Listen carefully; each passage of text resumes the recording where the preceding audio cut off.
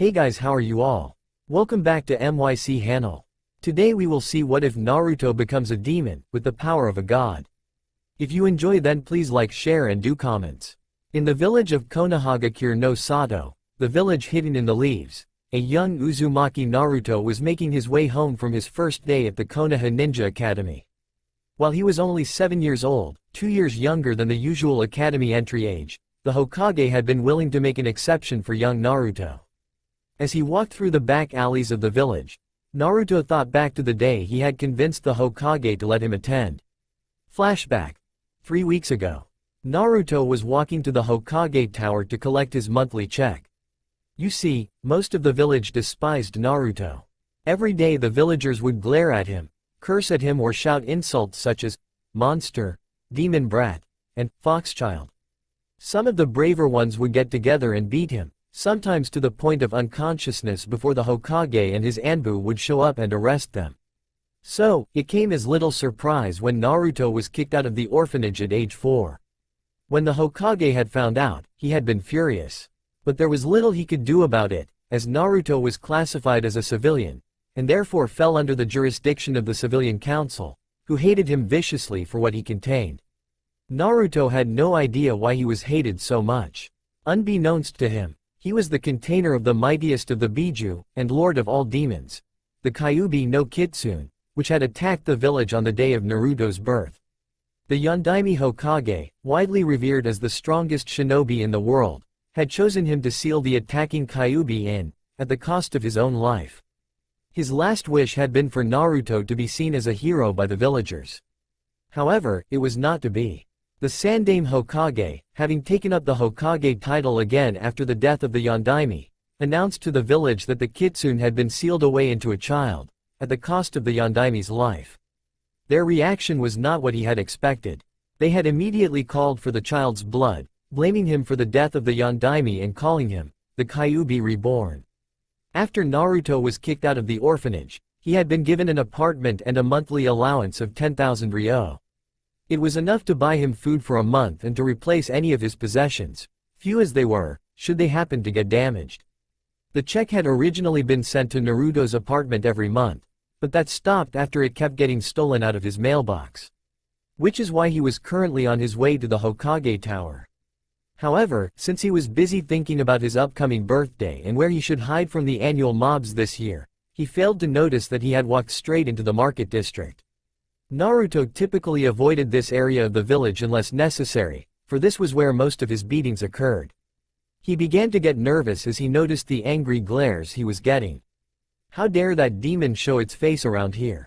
Let's go teach it a lesson. This statement made several civilians murmur in agreement. Naruto watched in fear as a group of 7 civilians walked towards him with malicious looks on their faces. Just as they were about to corner him against the wall of a shop, 2 Anbu, one with a dog mask and gravity-defying silver hair, and one with a weasel mask and medium-length black hair, dropped in front of the crowd off of a rooftop, where they had been observing Naruto. Alright folks, just move along before we decide to make some arrests, said the one in the dog mask. Yes, we'd hate to have to use force, now wouldn't we? Remarked the weasel-masked Anbu in a tone that made it clear he would love to use force against them. Yes Anbu-san, of course. No trouble here, stuttered the civilian in front nervously, as the group of people dispersed. Good, you all have a nice day now. Naruto watched this interaction with relief clear on his face. He had been expecting another beating for his careless wandering. Turning to face him, the weasel-masked Anbu spoke. Well, Naruto-kun, now that they're gone, we'd better escort you to the Hokage tower. Naruto nodded and said, thank you for saving me. I thought I was gonna get beat up again. The dog-masked Anbu only laughed, no need to thank us Naruto-kun. We're glad to help, let's get to the tower. Naruto nodded, and with that both Anbu put their hand on Naruto's shoulder and all 3 of them disappeared in a puff of smoke. Hokage's office. Sarutobi Hiruzen, the Sandaime Hokage, was sitting at his desk filling out some paperwork, when suddenly, a puff of smoke appeared in front of his desk, making the old man jump. Out of this smoke came 2 Anbu, along with Naruto. Sarutobi was confused. He had not sent anyone to get Naruto. Naruto-kun, may I ask why you are in the company of these 2 Anbu? Naruto enthusiastically responded, "They saved me from getting beat up, Gigi. It was so cool. They dropped down out of nowhere right before I got attacked. They scared those mean people off real good." Sarutobi sighed. The attacks always got more frequent towards October. It was something he had tried to discourage in the villagers, but they were too set in their hatred. He pitied them. "Is this true, Inu?" asked the Hokage. "Yes, Hokage-sama. When we saw him enter the market district, we followed on the rooftops to make sure he stayed safe. Fortunately, we were able to prevent an attack."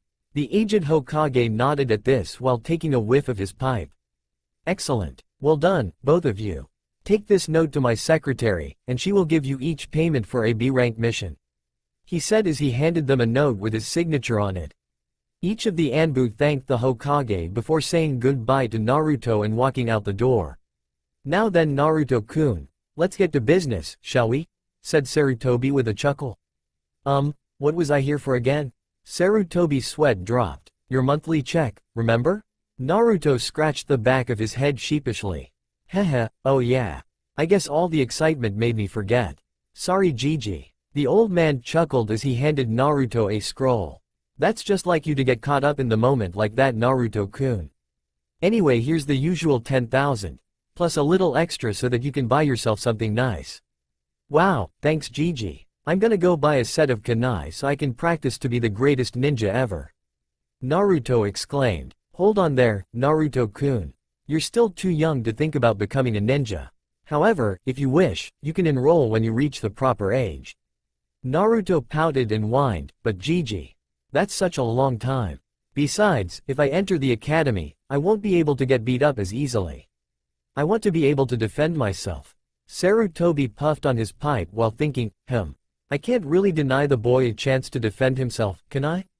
After several minutes of contemplation, the Hokage finally agreed. "Very well, Naruto-kun.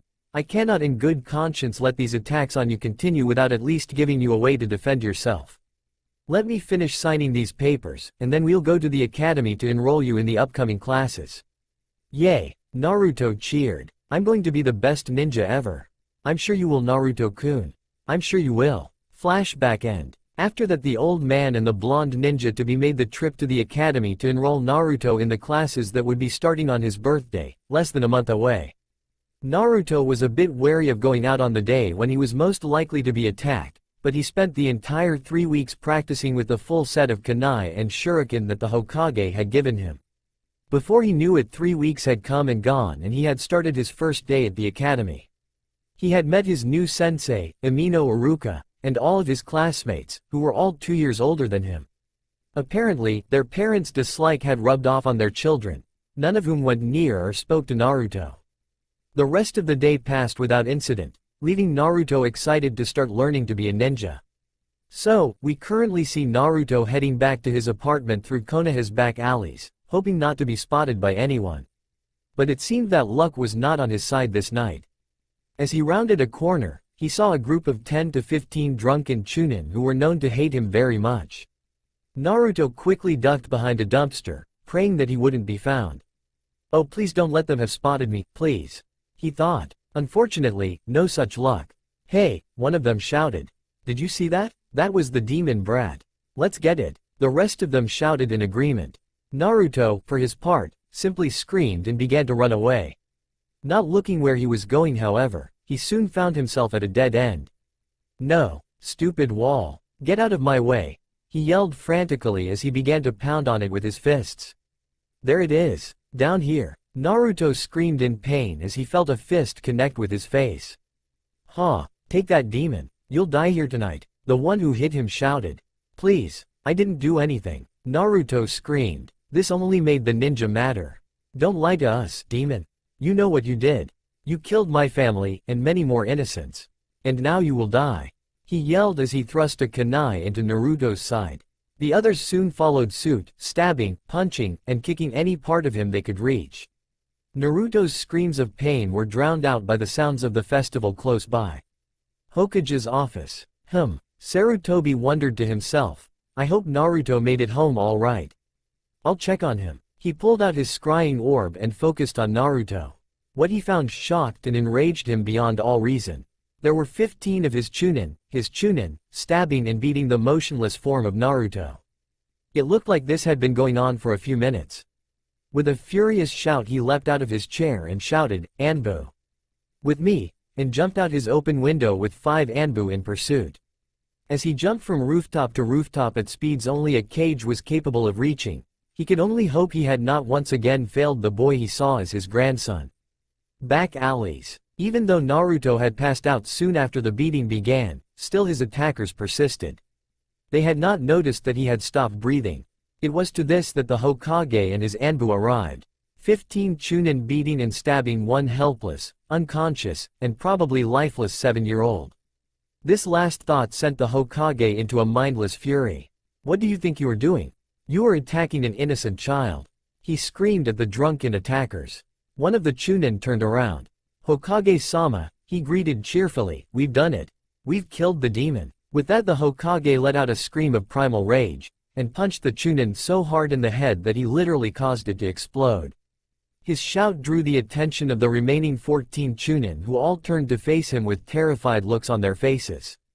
"Anbu, take these bastards to the middle of the festival and keep them there. They will be publicly executed as soon as I get there." "Hi, Hokage-sama," stuttered an Anbu who were all shocked at the level of violence and anger their kindly old leader was displaying. After they departed, Sarutobi walked over to Naruto and was immediately overcome with a sense of great despair and grief. Naruto lay there, with several dozen kunai sticking out of his torso, both arms broken and bent at unnatural angles with bits of bone sticking out, senbon needles stuck in each of his eyes, throat slit open, left foot barely hanging onto his leg by some skin and muscle, stomach cut open with his entrails hanging out, and someone had cut out his tongue. And yet though it seemed that he would be dead, Sarutobi could detect the barest hint of chakra in his body. When he sensed that, he immediately stood up, shouting, "Naruto-kun." Sarutobi gasped. He needed to get to a hospital ASAP. He created several shadow clones to go deal with the chunin, while he himself scooped Naruto up and rushed as fast as he could to a hospital. Naruto's mindscape. When Naruto regained consciousness, he was laying in a pool of water about as deep as his ankle. "They threw me in a sewer?" he thought. "Oh well, at least they didn't kill me. Speaking of which, I could have sworn they stabbed me a couple times before I passed out. Where are the wounds? I heal fast, but not that fast." After picking himself up, he took a look around. He was in some kind of sewer, and a crappy one at that. There were cracks all along the walls, water on the floor, and leaky pipes everywhere. He took a closer look at the pipes. One of them was a big red one, and it had a smaller blue one next to it, and they both seemed to be glowing. The pipes also had cracks running across them, and the liquid they dripped seemed to glow as well. When Naruto turned around, he saw a pulsating red glow, which seemed to call out to him. He felt compelled to follow it, so he did.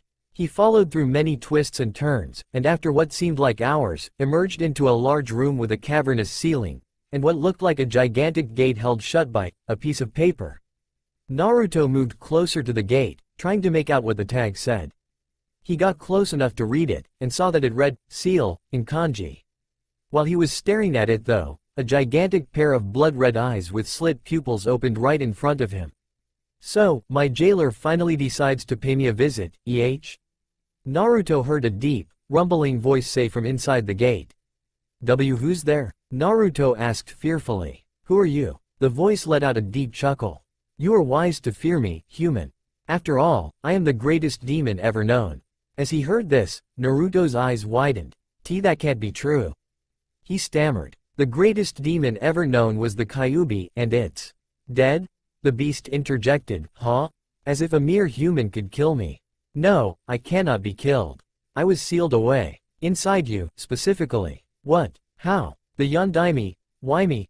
Naruto yelled as his mind tried to process the fact that he had an ancient demon sealed inside him. The yellow-haired bastard had some honor, it seems. He would not ask another family to sacrifice their child, so he used his own. Naruto's eyes widened in realization. "But that would make me." Gigi knew.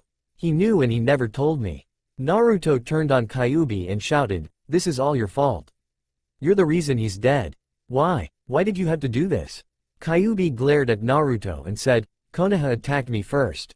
They killed my family. They started this, not me. By the end, Kyuubi was standing at his full 800-foot height, shouting at the frightened boy in front of him.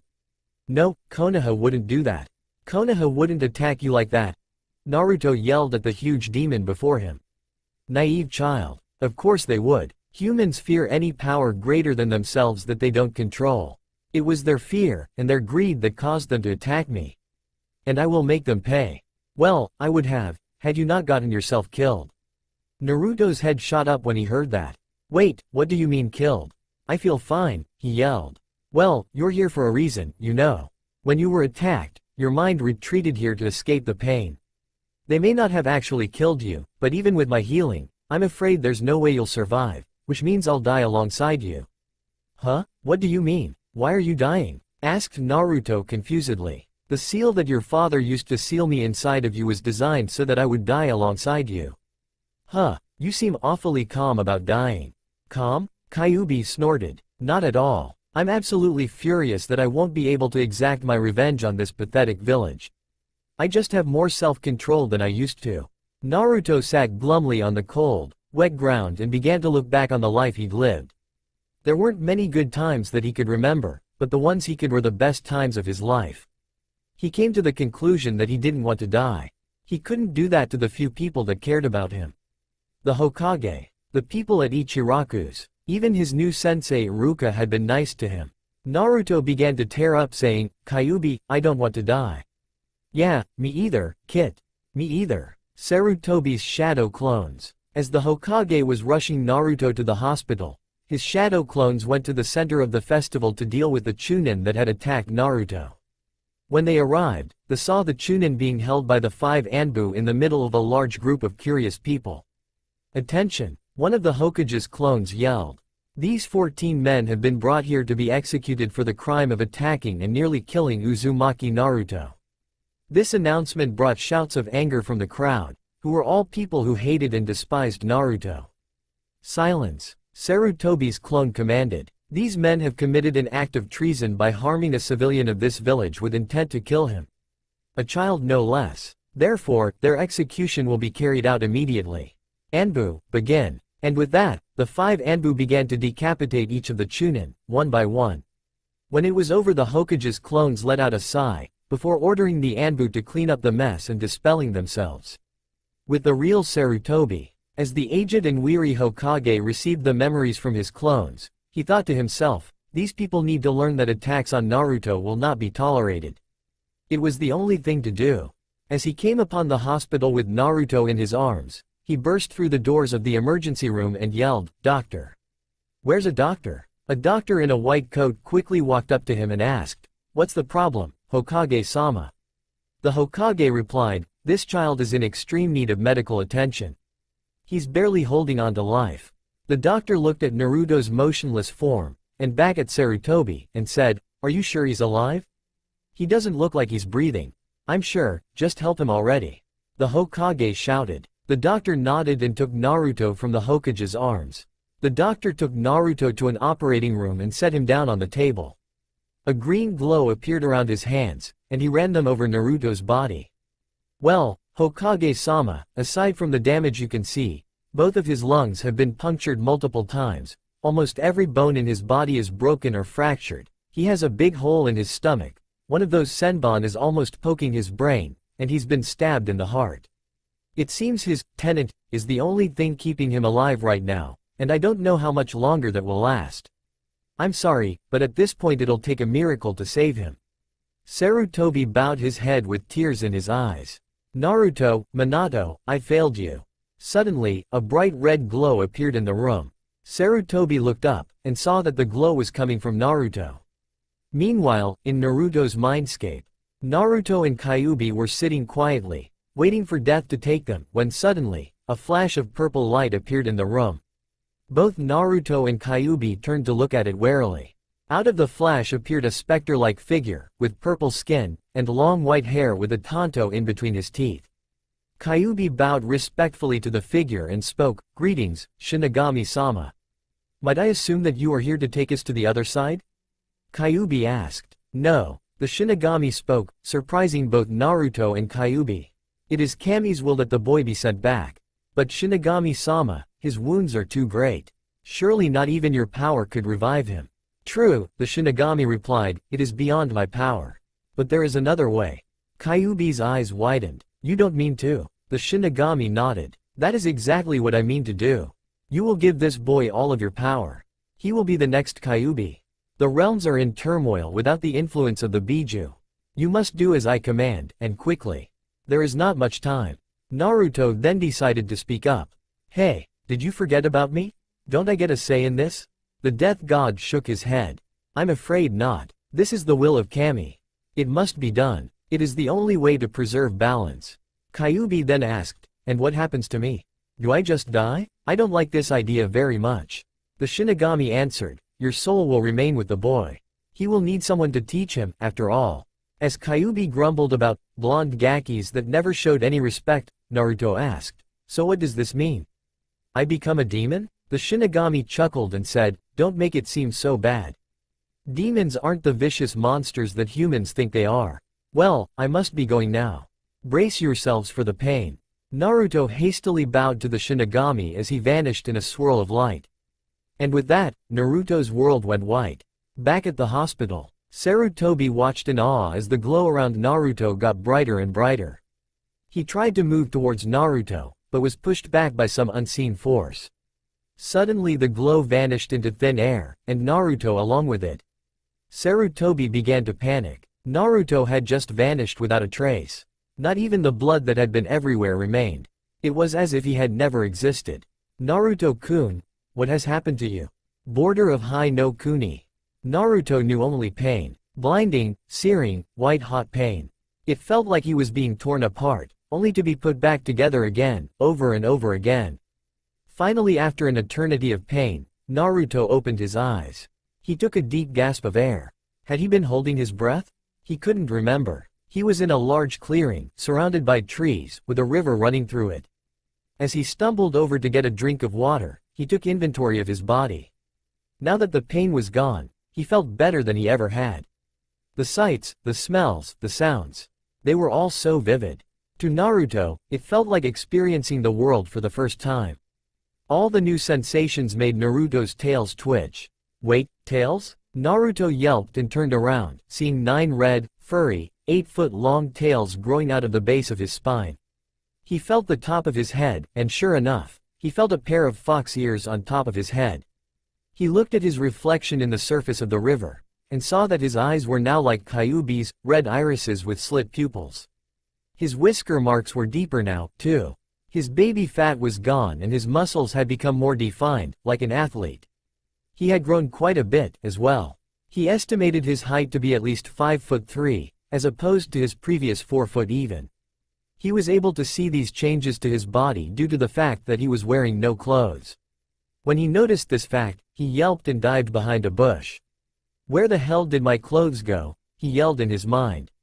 He was surprised to hear a voice respond, ow, not so loud, kid. My head is pounding from that massive power drain. Naruto jumped. Kyuubi, is that you? No, dumbass, it's the ghost of Christmas past. I feel like I drank all the sake in the world. Anyway, to answer your question, your clothes were vaporized by the sheer chakra output caused by your transformation. URK, this is too difficult. Just focus your mind on appearing in here so we can talk face to face. Naruto focused and soon found himself inside his mind. However, he noticed several changes. First, they were no longer in a sewer. The place they were in was a large open field, underneath a blue, cloudless sky. The second change was that Kyuubi was no longer behind the giant gate. It was gone. Where did the seal go? Naruto asked confusedly. And what happened to this place? Which brings us to the third and final change. No longer was Kyuubi an 800-foot-tall fox. In his place stood a regal-looking man with long red hair, wearing what looked like blood-red samurai armor. Well, he would look regal, if he didn't also look like he was suffering the world's worst hangover. He had 2 fox ears on the top of his head, 3 dark whisker marks on each cheek, and blood-red eyes with slit pupils. Looking behind the man, Naruto expected to see 9 waving tails. Instead he saw nothing. Wow, what the hell happened to this place? And to you, for that matter? Naruto asked. Well, as for this place, once I was free of the seal I decided to redecorate. And me, well, this is just my human form. All intelligent demons are able to make themselves look human. Haven't you been wondering why you're not a giant fox right now? Whatever. So what's with all these changes to my body? Naruto asked. Well, Kyuubi explained, your body had to change at the most basic level possible, to make sure that you survived absorbing my power. So as a result, your body was improved drastically. Your healing factor has increased to the point where you can regenerate entire limbs in seconds. You've lost all your baby fat, as well as grown a few inches. I'd say you're about 5'3" now, as you can see, as opposed to your previous 4. Your muscles and skeleton have been made fundamentally denser, increasing their strength without increasing their actual size. Also your DNA, as well as your chakra, has been changed to that of a demon. Your brain power was also increased, meaning you'll learn about 5 times faster. Essentially, you are stronger, faster, smarter, and better overall than you were before. Naruto whistled. Wow, that's a lot to take in. So, I'm really a demon now. It certainly feels a lot better than I expected. So, where do we go from here? Also, where can I get some clothes? We'll go to Makai, Kit.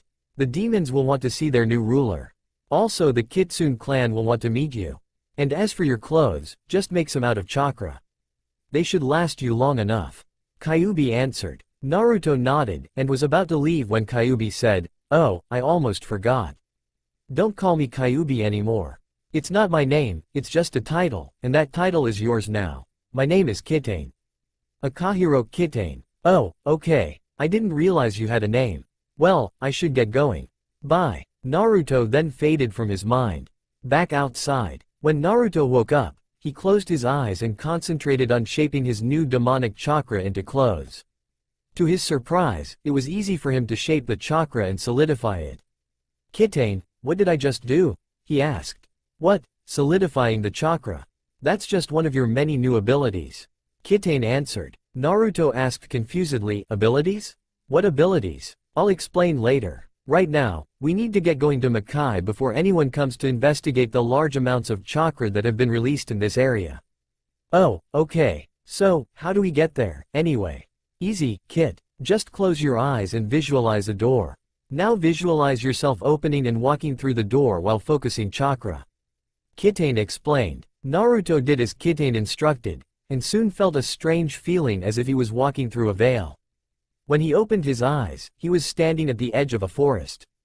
But this was like no forest he had ever seen. The trees and other plants that he could see were far more exotic looking than any he had ever seen. In the distance, he could hear the call of some strange animal. As Naruto gazed around in wonderment, he asked Kitane, what are these plants? I've never seen anything like them. Well, simply put, vegetation in Makai is much different than on Earth. You'll be seeing a lot of things you aren't used to while you're here. As well as the many diverse species of E and D class demons that roam the wilderness.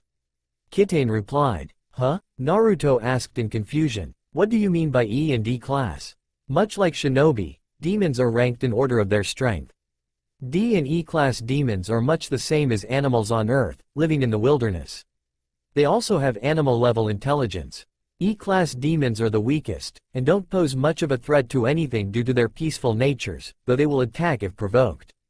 A strong genin could kill one without too much trouble. They are often herbivores, although not always. Sometimes they prey on those weaker than themselves. D-class demons serve as the predators to E-class demons, and other D-class that they can kill. They are usually aggressive, and will attack unless frightened off. They are usually carnivores, and are about as strong as a mid-level chunin. D-class and below also do not possess the ability to transform into a human form, or travel between worlds. C-class demons are as intelligent as any other demon, but not as strong. Due to them having the advanced healing capabilities that all higher-level demons possess, they are about as strong as a team of strong jonin. B-class demons are far stronger and could only be killed by several teams of strong jonin working together, or a cage. A-class demons, however, are very strong, and have never been killed by a human. They are about as strong as 2 high-level cages working together. S-class demons, as with A-class, have never been killed by humans, let alone injured. Their healing capabilities are far too great, to the point of being able to regenerate entire limbs in minutes. Not even 5 cage-level shinobi working a flawless concert with each other could kill one. Which brings us to the final rank, SS class. The only demons in existence that are this strong are the Biju. Entire civilizations have been ended by the power of the Biju. Even today, people still tell stories about those times. Our regeneration is so great, that we literally cannot be killed. We regenerate almost instantly, which is the reason for our higher rank, alongside our massive power. After he finished, Kitane sucked in a huge gasp of air, as he hadn't inhaled during his entire explanation. HMPH. Naruto grumbled, I can't even ask a simple question anymore without you launching into a huge explanation. Huh, you think that was long? That was the condensed version. Kitane laughed. After Kitane's explanation, Naruto spotted a large 5-tailed kitsune running towards him.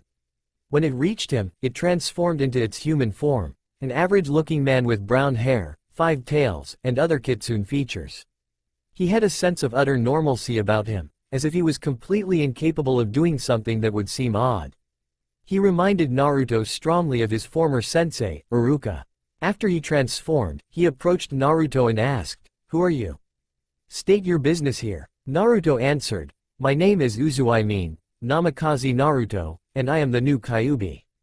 I have come here for reasons that my predecessor has not currently revealed to me."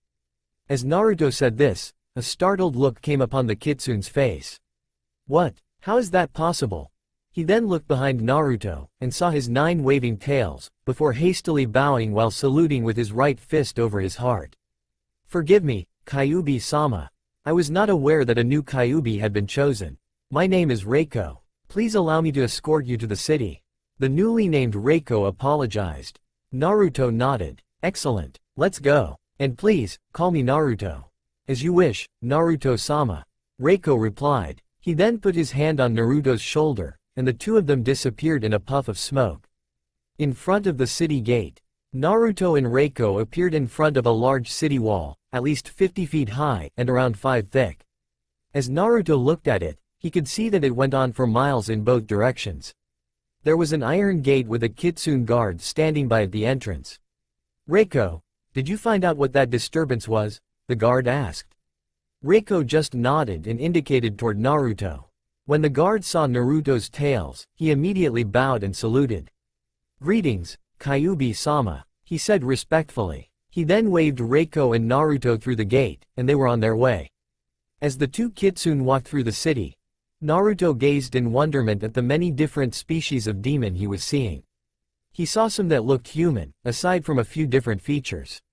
He saw things that he previously would have been terrified of, or would never have believed existed. Soon, they came upon a large gate with a fox's head engraved on it. Reiko then said, "This is the entrance to the Kitsune district. This is where all kitsune in the city live, as well as any that are visiting from another city or village.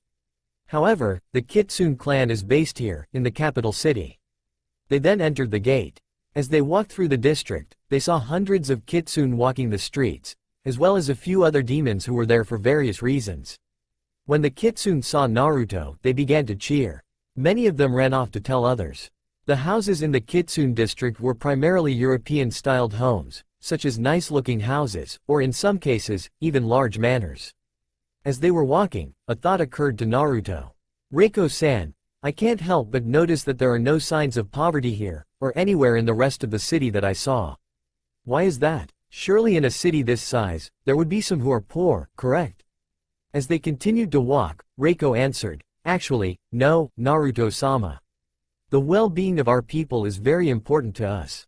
If anyone does find themselves in a state of poverty, they simply report their situation to the administration building in the city, and they are taken care of until they are able to support themselves. We make sure that no one is left homeless, or without something to eat." Naruto was very impressed. "Wow, Reiko-san, that is really amazing. How can you afford to support all those people, though?" "Well, there aren't that many people to support, really. Truthfully, demons have very little that they need to buy, as most prefer to hunt for themselves, or grow their own food. People often build their own homes as well. So, there is not much need for buying food or homes. However, people do have a need for things such as weapons, and to furnish their homes, among many other things. So it is rare for us to have to support anyone, really. Only a couple of people a year, at most. Once again, Naruto was impressed. Wow, living here must be great. I wish I had grown up here. Not that I still don't have growing to do. I'm only 7 after all. Reiko responded, indeed, Naruto-sama. You are quite young, especially for a demon. You have plenty of time to grow here. And yes, life here is well enjoyed by all. Although, it is not just in this city, for though this is the capital of Makai, all other major cities across the world have these measures put into place as well as the smaller towns and villages. These measures were all put into place by your predecessor, several decades ago. Reiko's comments about him had sparked another question in Naruto's mind. Reiko-san, forgive me for asking so many questions, but why have we only encountered 2 children so far? With the size of this city, wouldn't there be many more children running around? He asked. Reiko answered, well, due to the immortality of demons, children are quite rare. The average is only 2 or 3 children every 50 years or so. Due to their scarceness, they are treasured above all else, and to abuse them in any way is a crime punishable by death. Naruto snorted at the irony. They soon came upon a huge European-style castle, which was the size of several of the largest manors in the district, with 4 large towers, one at each corner of the castle, and at least 6 stories. The entire thing was about 10,000 square feet. Reiko indicated towards the large castle and said, this is your new home, Naruto-sama. Naruto looked back and forth between Reiko and the castle, gaping like a fish. This is where I'll be living, he asked. Yes, Naruto-sama, this is the home of the clan head, which is you. Therefore, it is now your home. I will now escort you inside, so you can get settled. Reiko replied. They then entered the huge castle. The castle was even more amazing inside than on the outside. They first entered into a large main entrance that had a floor made of black marble, with many statues and tapestries along the walls. Naruto looked at a particular tapestry and saw that it depicted the Kyuubi, in full fox form, battling a huge army of people, armed with all assortment of weapons. The look of the Kyuubi was absolutely fearsome. They made their way up a large staircase at the far end of the room, and went through several other large and impressive rooms, before entering a huge library. There were hundreds of thousands of books and scrolls. The library had a massive ceiling, and bookshelves that went all the way up. Sitting at a table in the library was a man with kitsune features and 8 gray tails, as well as gray mid-length hair. He looked up and saw Naruto and Reiko heading towards him. When he saw Naruto, a look of shock passed over his face, before forming into a warm smile. He then bowed and spoke, hello, Kyuubi-sama. I am most pleased to see that we once again have a true ruler for our people. Oh, where are my manners? My name is Koru. I am the one who was appointed to lead the clan in Kitane-sama's absence. Naruto nodded and said, thank you, and please, call me Naruto. Of course, Naruto-sama. Now we should properly introduce you to the rest of the clan, as well as officially inaugurate you as clan head. We can do this immediately, if you wish. Naruto nodded, and asked, is there some kind of ceremony to perform? Yes, you must simply take an oath in front of the clan. I will assemble them now. Naruto thanked him and sat down to wait. While he waited, he decided to talk with Kitane.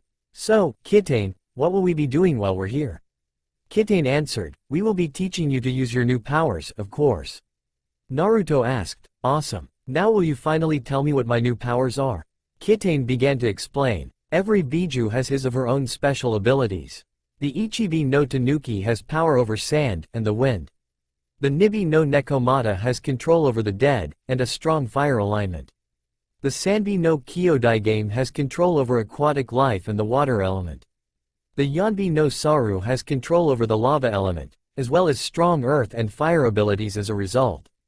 The Gobi no Urukama has control over the steam element, as well as fire and water alignments. The Rokubi no Namakuji has control over the water element, and is nearly impossible to damage, due to the fact that it can control the shape of its body. The Nanabi no Kabutomushi has control over insects, and the powerful dust element, which can grind enemies to dust, as well as earth, wind, and fire elements. The Hachibi no Kyogyu, as the second strongest of the Biju, can throw chakra attacks around like candy at a parade. He also has control over the ink element, as well as earth and water alignments. He is extremely resistant to fire. And, finally the Kyuubi no Kitsune, which is you. It is said amongst humans that I had infinite chakra. This is only partially true. While I do have chakra far beyond that of any other living creature, it is not infinite. However, it replenishes so quickly that when I use a human jutsu, it seems that no chakra was used whatsoever. My second ability was the ability to manifest my chakra outside my body, manipulate it, and make it solid. My third ability is absolute control over any kind of fire. This granted me immunity from any kind of fire attacks, as well as the ability to manipulate fire in any way. Also, I have alignments with all 5 basic elements, and the ability to use the sub-elements. My final ability is the ability that all Kitsune share, which is the ability to create powerful illusions that are extremely difficult to break. Naruto's head was spinning. He would be able to do all that? He could barely contain his excitement. That is so awesome. When do we start training? He asked excitedly. Kitane laughed at Naruto's eagerness and answered, "We'll be starting your training tomorrow. I expect you to train to the brink of exhaustion every day. It won't be easy to learn to control these abilities. On the upside, however, your new abilities give you perfect chakra control, so we have that. It looks like we'll have to continue this later, Kit." And he then cut the connection. Koru walked back into the room and said, "The clan is assembled, Naruto-sama. It is time for you to take the oath." Naruto followed him through the large castle, and outside to a balcony on the second level. He was greeted by the faces of close to 10,000 people. "Is this the entire clan?" Naruto asked. "In this city, yes. Makai is a very large place, Naruto-sama. Word will spread quickly about you though, I am sure." Koru then addressed the crowd. "Fellow clansmen, I have wonderful news. For years, our beloved leader was lost to us. But now, a new Kyuubi has been chosen to rule over and protect us. I give you, our new clan head, Naruto-sama." At the end of this speech the crowd erupted into cheers. Koru motioned for them to settle down, and when the cheering stopped, he turned to Naruto and said, "Time to give the oath, Naruto-sama. Just repeat after me. I, Namikaze Naruto, swear to protect this clan to the best of my ability. I swear to uphold its laws and traditions. I swear to, from this day forth, remain loyal to and ensure the welfare of this clan's members.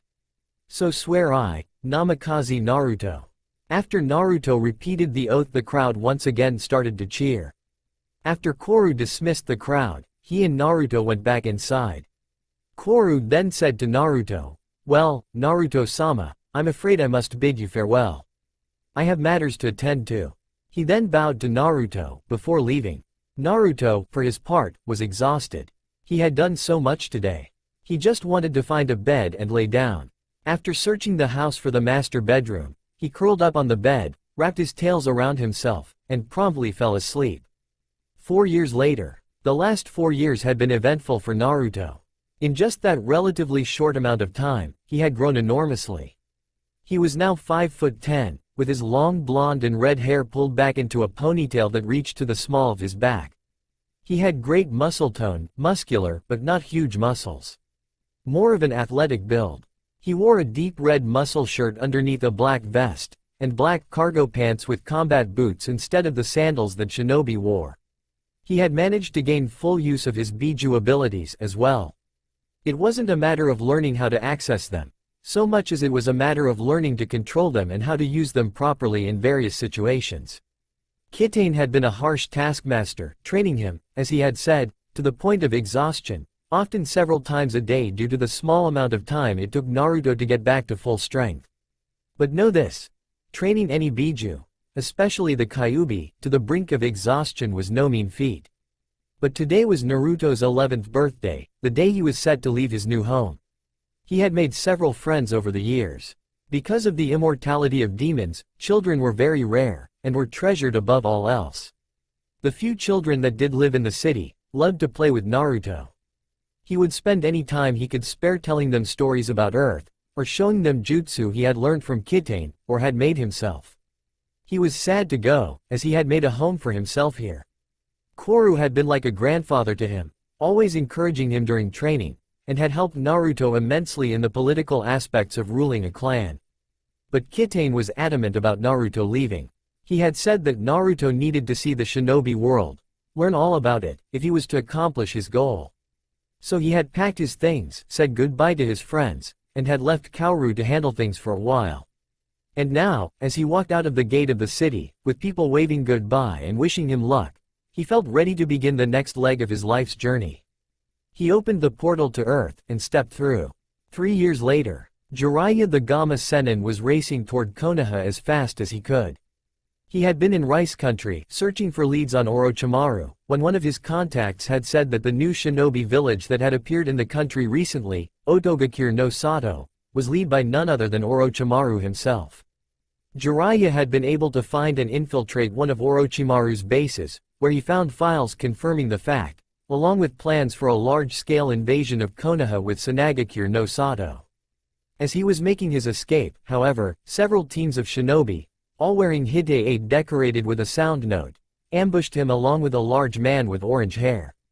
The shinobi were easy enough to fight off for someone of Jiraiya's skill, although one of them got a lucky shot with a kunai on his forearm.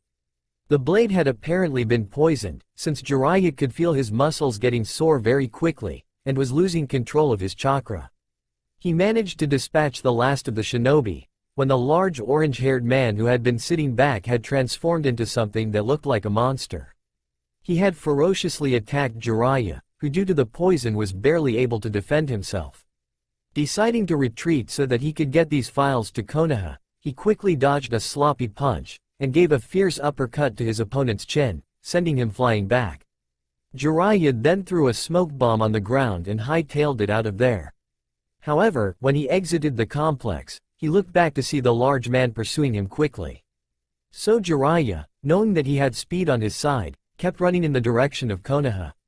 However, the running sped up the circulation of poison in his bloodstream, slowing him down, and causing him pain. He stumbled on a tree branch, sending him crashing to the ground, where he struggled to get up before his pursuer could catch him. Before he could get to his feet, the large man entered the clearing, looking like his body was going through a series of rapid changes. When they stopped, the man had a large blade where his arm should be, with a wicked-looking elbow spike. "Time to die," the man shouted gleefully. "Time to kill, kill, kill. I'll kill you. Bathe in your blood." He then jumped toward Jiraiya, preparing to cleave him in two, when suddenly, a black and red blur appeared out of nowhere and slammed into the large man, sending him flying. The blur revealed itself to be a large man. He wore a black and red trench coat with a hood, and a black face mask covering his face. On the back of the coat was an image of a fox's head surrounded by 9 swirling tails in the shape of a spiral. On the right arm was the kanji for the number 9. Underneath the coat he wore a black muscle shirt underneath a dark red vest, like the kind that Jonin and Chunin wore, which was zipped up. He was about 6'3" from what Jiraiya could see, and very well built. Slung across his back was what looked to be a nodashi sword, appropriate for the man's height. He wore baggy black pants, and black combat boots. All in all, he was a very intimidating figure. But that was far from the most surprising thing about the man. He also had 9 10-foot-long, blood-red, foxtails coming from underneath his coat. The figure spoke in a calm voice, "Greetings, Jiraiya-san. I was in the area, and I heard this man's deranged yells. I thought I should lend you a hand." Jiraiya could only stare with wide eyes at the figure in front of him.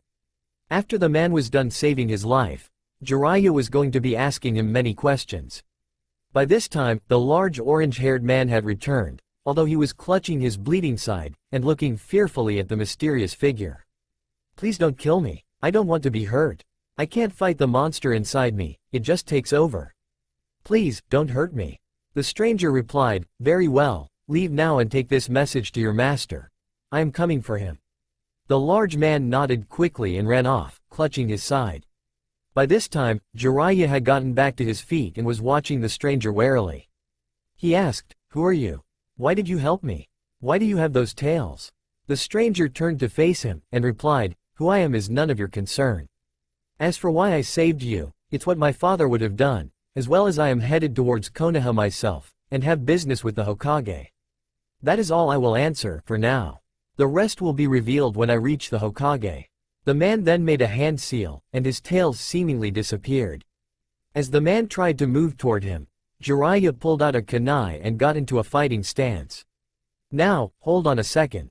You're not going anywhere until you answer my questions. The tall stranger sighed and said, Jiraiya-san, if I wanted you dead, I would have finished you by now.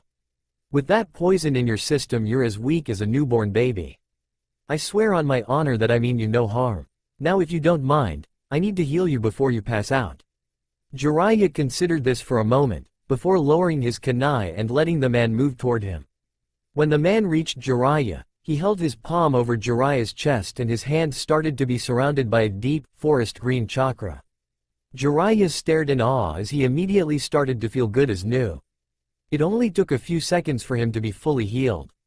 What was that? He asked in amazement. Just a simple healing technique. It is based on the miracle palm technique. I just improved it. Jiraiya nodded, and the man said, we should be going to Konoha now. Yes, it should take us about 2 days to get there. Jiraiya agreed. The mysterious man shook his head and grabbed Jiraiya by his shoulder, and with a flash of light, they were gone. Outside Konoha. It was a quiet day of guard duty at the southern gate of Konoha for Chunin Izumo and Kitetsu. People rarely passed through this gate, which is why the two always volunteered to guard it. They enjoyed the relaxation and easy money the mission provided. They didn't get many people through there, which is why when a flash of light suddenly appeared in front of them, they were quite startled. Out of the flash appeared a tall, black-clothed man, and Jiraiya of the Sannin. Jiraiya looked like he hadn't been expecting the instantaneous transportation, and was a little shook up from it. He looked to Izumo and Kitetsu, who waved him through immediately. The tall man simply grabbed Jiraiya's arm and they vanished again, leaving two very perplexed Chunin. Hokage's office. As Sarutobi Hiruzen, Sandaime Hokage of Konoha sat at his desk signing paperwork, he began to look back on the past, as he often did. He blamed himself for Naruto's death, all those years ago. He thought that if he had been more forceful, that he could have prevented the attack that led to Naruto's disappearance from the hospital. He was sure, in his mind, that Naruto had died that night. However, he was unable to explain why Naruto had suddenly vanished as he did. Sarutobi had changed much over the years. No longer was he the kindly leader who was always friendly to his shinobi. He was much colder towards people now, especially civilians. The old Hokage was broken out of his thoughts by a flash of light appearing in the room. He relaxed when he saw it was just Jiraiya, although he was curious as to who he was with. Jiraiya, I thought you were in Ta no Kuni? How did you get here? Jiraiya just pointed towards the man beside him. Once he had caught his breath, he told Sarutobi about what he discovered in Ta no Kuni, as well as the ambush, and him being poisoned and chased by the large orange-haired man. And so, right as the big guy was about to bisect me, this man beside me showed up out of nowhere, and took the guy down. The big guy ran away with a large wound on his side, which is impressive since even I couldn't hurt him. Well, anyway, after that, this guy used some medical technique to fix me right up and then he grabbed me and teleported us here. The Hokage had an impressed look on his face, so, who is he? Did he give you a name? No, but he did say that he was coming here because he had business with you. And there is one troubling thing about him. He then turned towards the tall man beside him. Please drop the illusion you put on yourself. He asked. The stranger responded, before I do that, I think I should tell you a bit about who I am. The man then pulled back his hood, revealing his long red and blonde hair, which was tied in a ponytail, and blood-red eyes with slit pupils. He then removed his coat and sword, revealing his toned muscles. At this time, Sarutobi and Jiraiya were watching him warily. He then pulled down his face mask, revealing 3 dark whisker marks on each cheek. The Hokage and Jiraiya both looked like they had seen a ghost, which to them, it seemed like they were. The man then said, My name is Namikaze Naruto, former Jinchuriki of the Kyuubi no Kitsune. Sarutobi was the first to come out of his shock. Why should we believe that you are who you say you are? As far as I know, Naruto died 8 years ago. The man who claimed to be Naruto replied, When I was 6 years old, I came to your office one day escorted by 2 Anbu. They had just finished saving me from a potentially nasty beating. After they left, you gave me some extra money with my monthly check. I was excited, and said that I was going to buy a set of kunai, so that I could be a ninja. While you were initially hesitant, I eventually persuaded you to let me enroll in the academy. Now tell me, how would anyone but me know of this? We were the only people in the room, and I know that you had privacy seals up. Who else but Naruto would know what went on that day? Sarutobi was surprised at the logical argument. He had to admit, it made sense.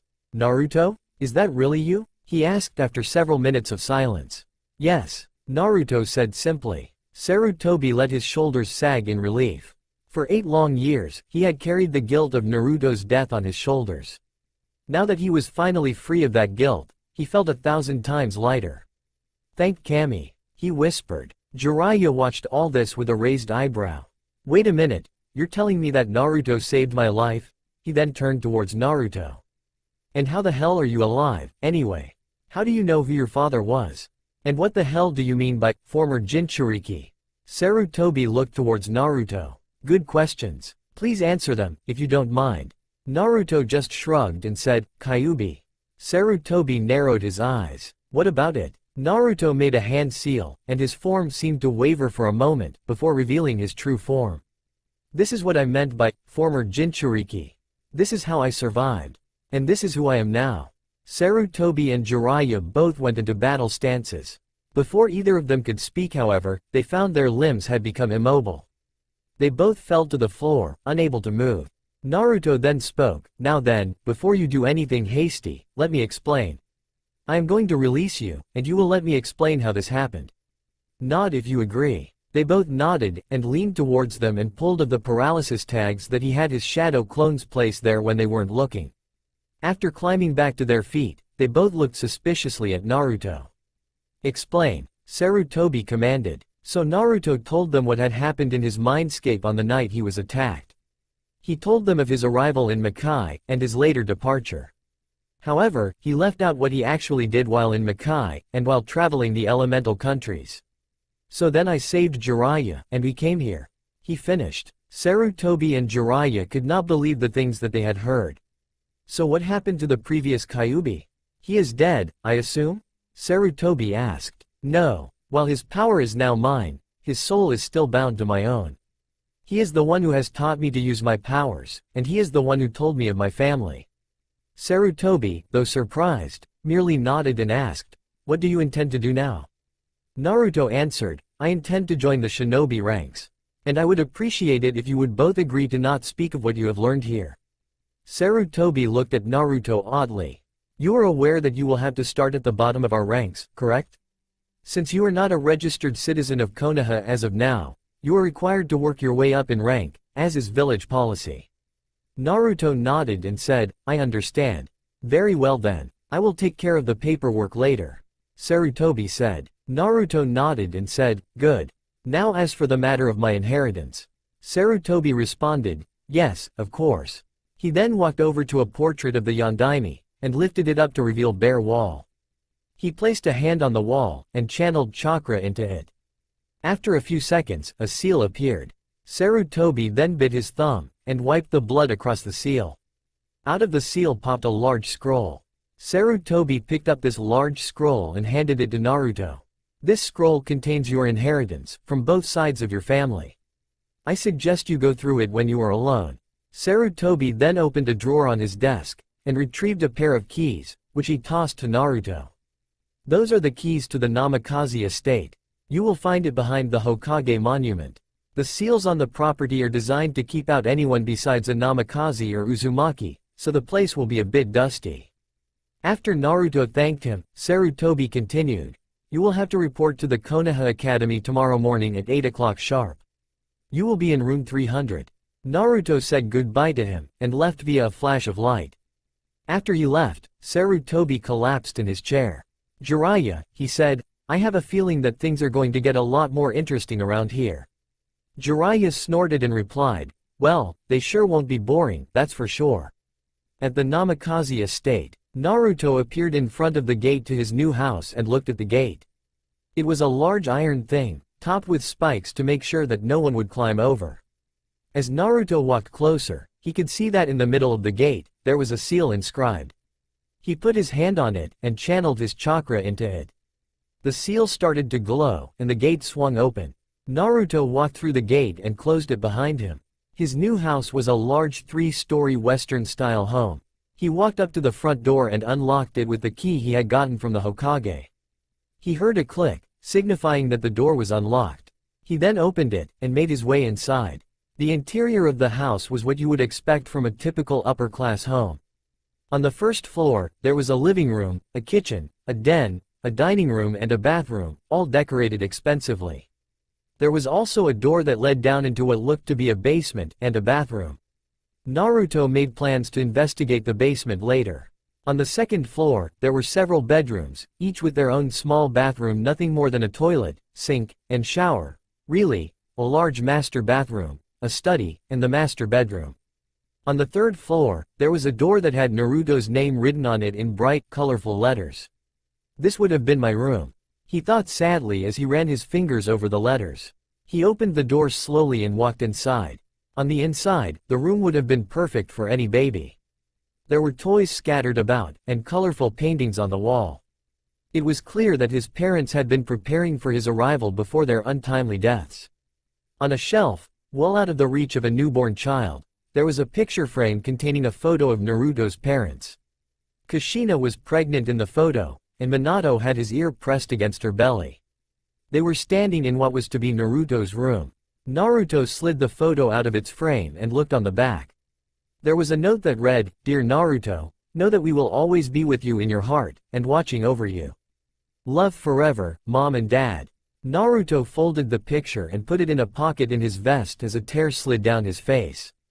As Naruto was contemplating the life he could have had with his parents, Kitane spoke, "I'm sorry." Naruto sighed. "I wish you would stop apologizing, Kitane. It wasn't your fault. You made a mistake. Besides, I forgave you years ago. But it is my fault. You may have forgiven me, but I can never forgive myself. I should have known." "You couldn't have known," Naruto interjected. "It was set up too well. Please, just accept what happened, and move on." "I can't move on. Not until every one of those bastards is dead. Not until that snake bastard has drawn his last breath." Naruto exited the room silently, and went back downstairs. He entered the master bedroom, and looked around. The bed looked big enough for 4 people, and there were 2 large wardrobes, and a door that led to a nice-looking bathroom. Other than that, Naruto looked in one of the wardrobes, and found clothes that must have belonged to his father. "I'll need to replace these with ones my size," he thought to himself. He then headed back down to the living room to sort through his inheritance. By the time he finished, it was well into the night, and he was quite impressed. Inside of the large scrolls were 2 other, slightly smaller scrolls. One was labeled, Namikaze, the other, Uzumaki. Naruto decided to open the Uzumaki scroll first. After wiping a little blood on it, it poofed open to reveal 2 very large scrolls, and 1 smaller one.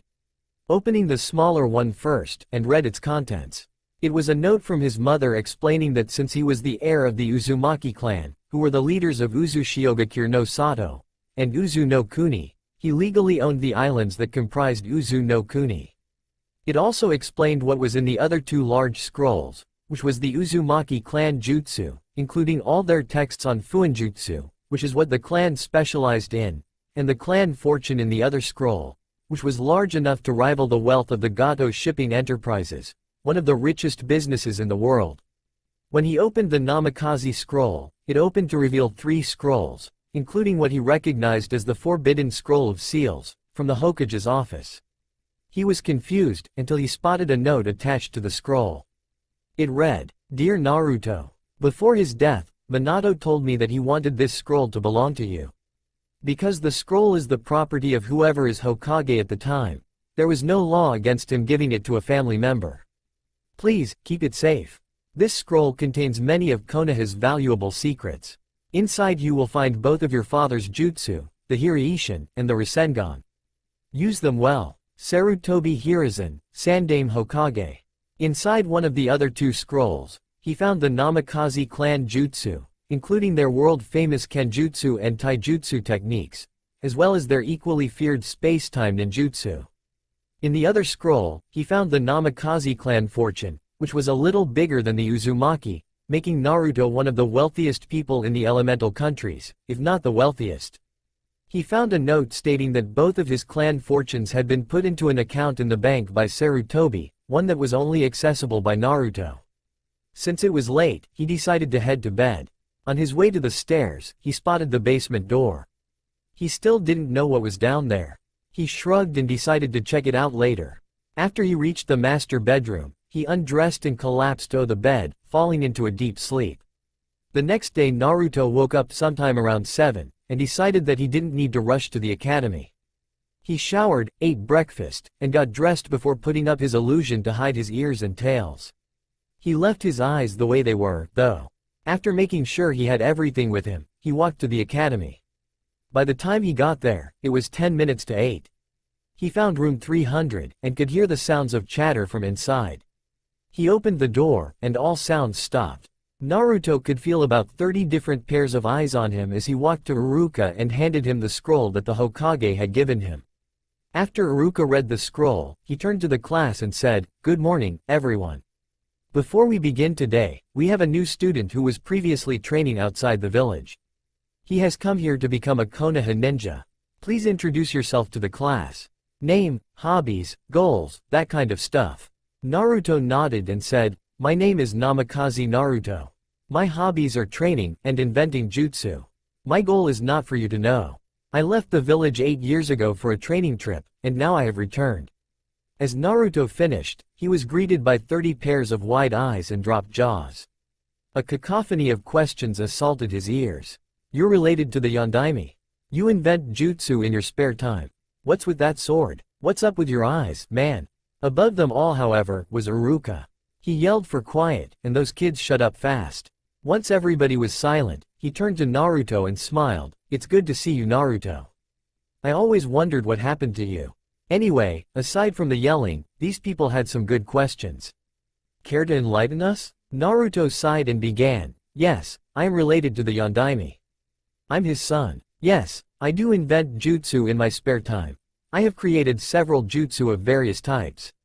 And the sword, well, it's just a sword, as far as you know." He then took a seat next to a dark-haired young man who had an Uchiha crest on his blue shirt. Iruka then spoke, "That's impressive, Naruto. Well, anyway, on to business. Today is the day of the genin exam. Mizuki will not be here, however, as he called in sick this morning.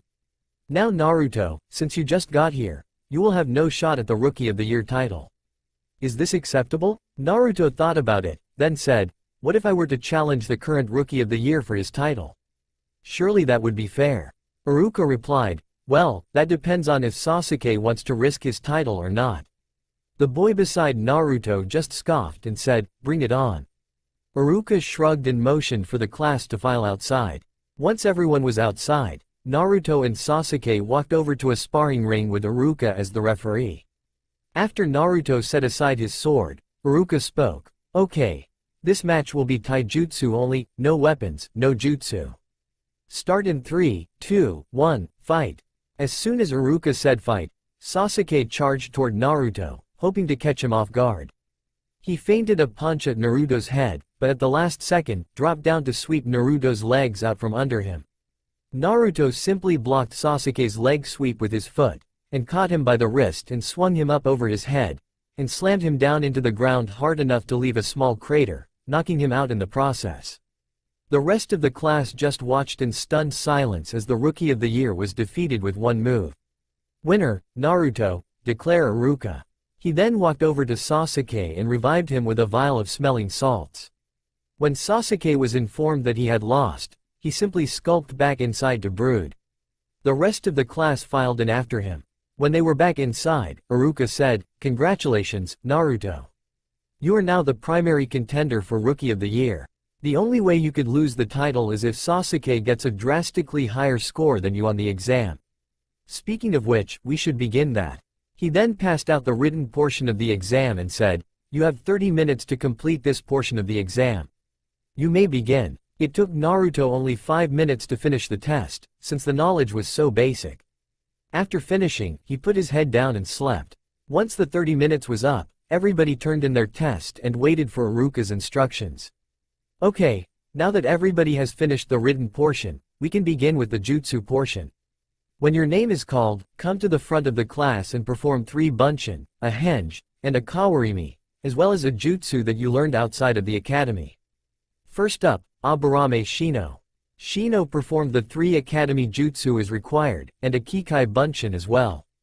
After Shino was Akamichi Choji. He also performed the 3 Academy Jutsu, as well as one of his family's multi-size jutsu. After Choji came Haruno Sakura, who performed the 3 Academy Jutsu as well, but had not learned one outside of the academy.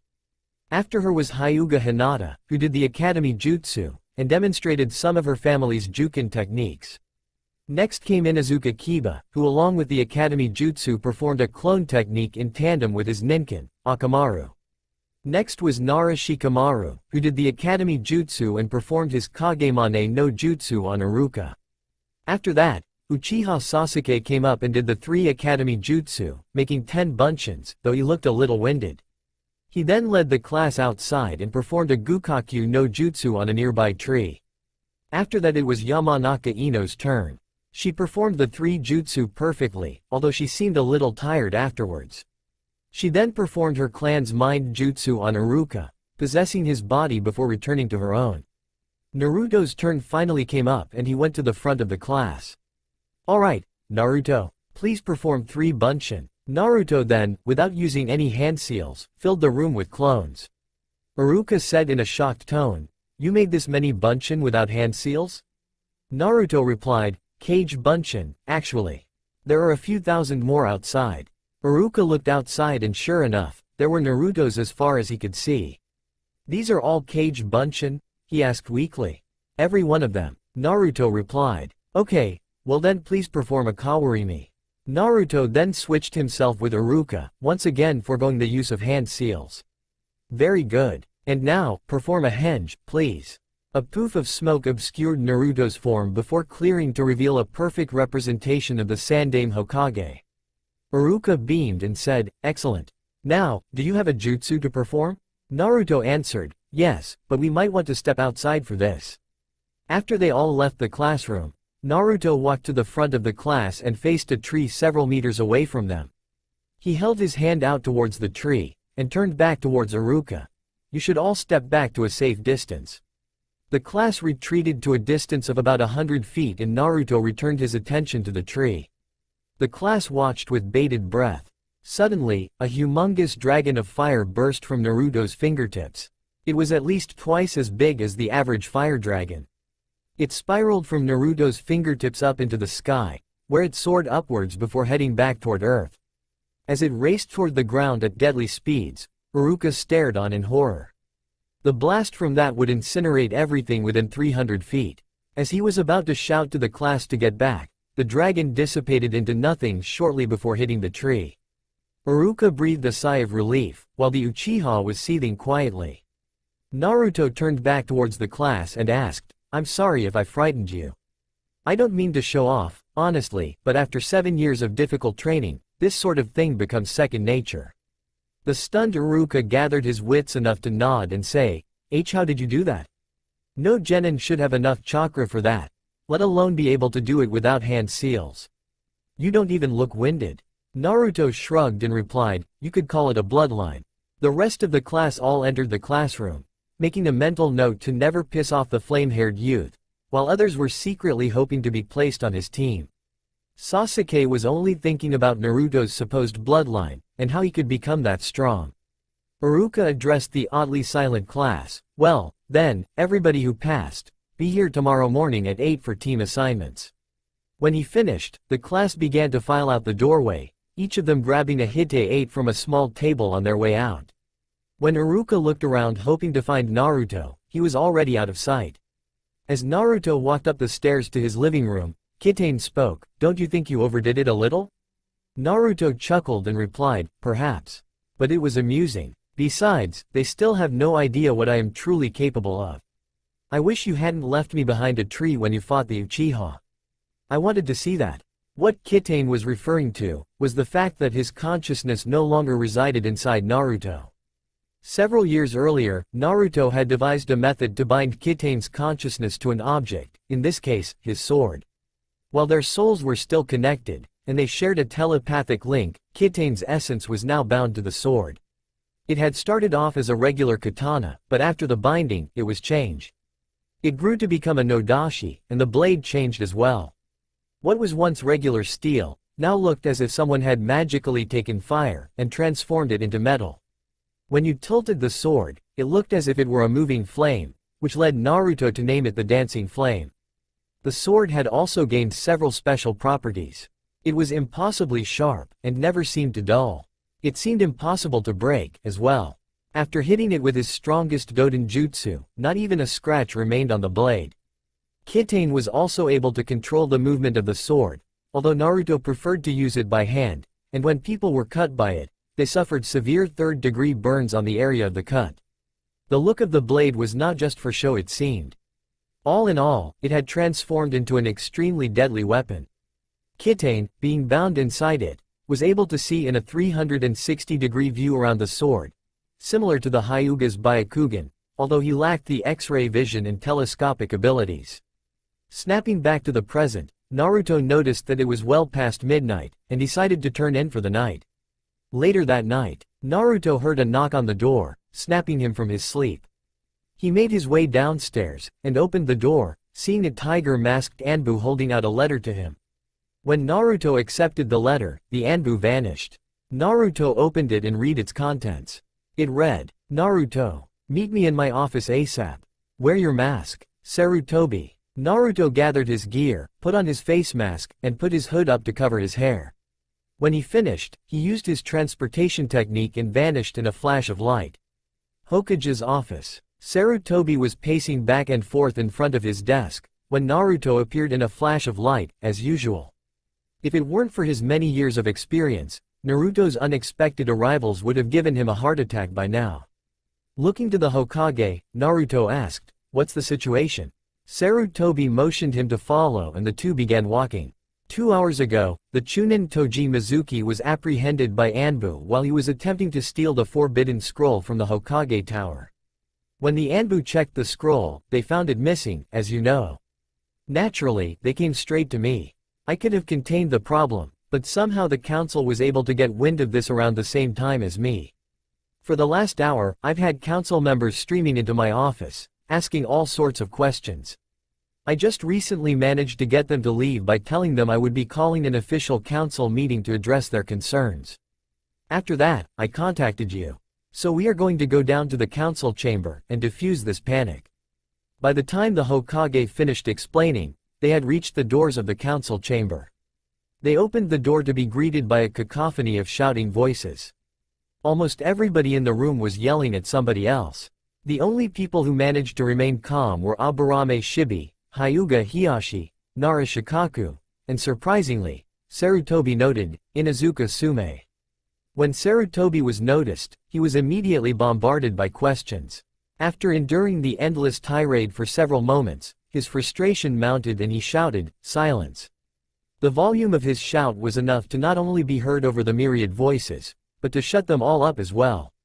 After everybody had taken their seats once more, the Hokage addressed them. "As you all know, one of our Chunin, Toji Mizuki, was caught several hours ago attempting to steal the Forbidden Scroll of Seals from the Hokage Tower. However, he was caught before he ever got near the scroll. When the Anbu checked to make sure that the scroll was still there, they discovered that it was in fact missing. I was immediately informed of this, and, apparently, so were several of you." One of the civilian council members spoke up, "So then where is it? Who stole it? We need to catch this thief immediately." The Hokage nodded at the council member and replied, "That is what I was getting to. I have come to inform you all that the scroll was not stolen, it was simply given to its rightful owner." This drew another round of shouts from those gathered there. One of the Hokage's advisors, and former teammate, Homura, shouted, "Hokage-sama. That scroll is village property. We must retrieve it at once. Whom was this scroll given to?"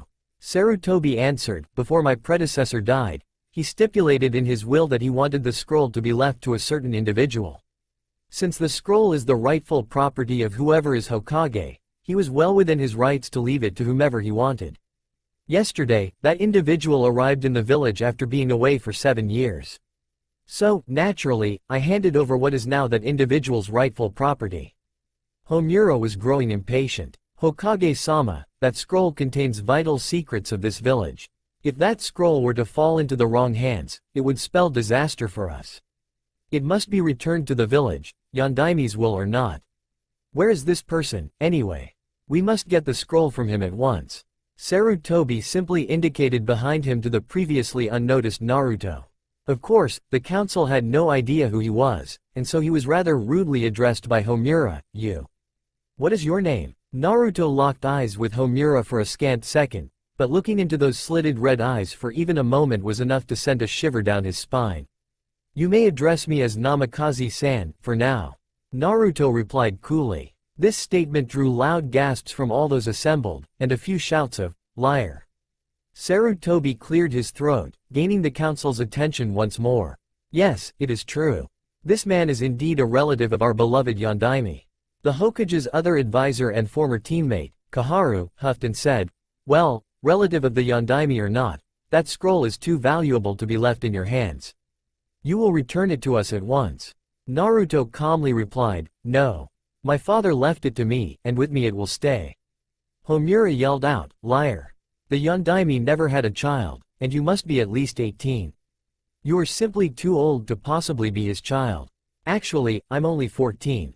Naruto responded. Homura, along with every other person there, blanched at that. If what he said was true, it meant that this person could be the Yondaime's son. Sarutobi spoke up once more, "I can vouch for him. The Yondaime married in secret, and his wife gave birth to a healthy baby boy. I was there for the birth, and my student Tsunade personally delivered the baby. As for the scroll, it will stay with Namikaze-san. It is his property, left to him by his father. Now, on to another matter. Although Namikaze-san is only 14, I assure you, his skills are at least Junin level. Though he is currently only a genin rank, I move that we restore the Namikaze seat on this council, and give the position to Namikaze-san. He should begin to rebuild his clan, don't you think?"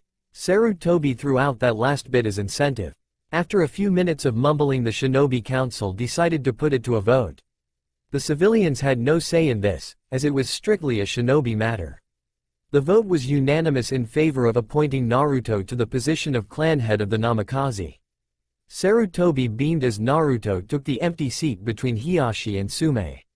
Sume shook his hand cheerfully and slapped him on the back, whereas Hiashi merely nodded his head in acknowledgement. "Well then," Sarutobi continued, "it seems that Namikaze Naruto is now officially a clan head." Naruto then pulled off his mask and hood, revealing a face that many in the room thought was gone forever. The room once again erupted into a whirlwind of sound. Several of the civilian council looked as if they had soiled themselves, while the rest looked ready to go into cardiac arrest. The Shinobi Council was mostly amused, including Sume, who was laughing her ass off at the reactions of the civilians, however, looked absolutely furious. "Hokage-sama, how can you let that thing enter our village, let alone join this council? I refuse to let this happen." Sarutobi glared and responded, "It already happened, Homura. Naruto was voted unanimously to join this council as a clan head. That decision cannot be undone without my approval, which I most certainly will not give. And need I remind you, it was never up to you in the first place." Homura shut his mouth, seething silently. Sarutobi addressed the council again. "Now that is settled, this council is dismissed." People began file out of the chamber, each shocked of the events of that night. People would be talking about this all over the village by morning, Sarutobi realized. Oh, well, at least he got to have his fun. The academy, the next day. As Iruka watched the new genin file in the door, each sporting a shiny new Hite 8, he couldn't help but feel a certain sense of pride.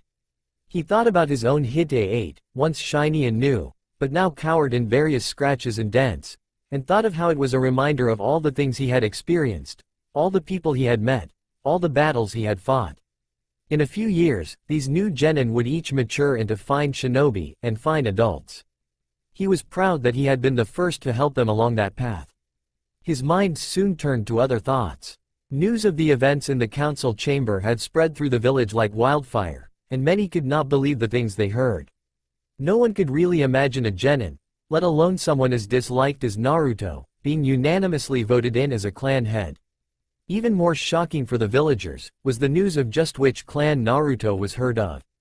Many people were ashamed that they had treated their hero's son so badly, while others were skeptical, and a few were angry that the demon was still alive, Namikaze or not.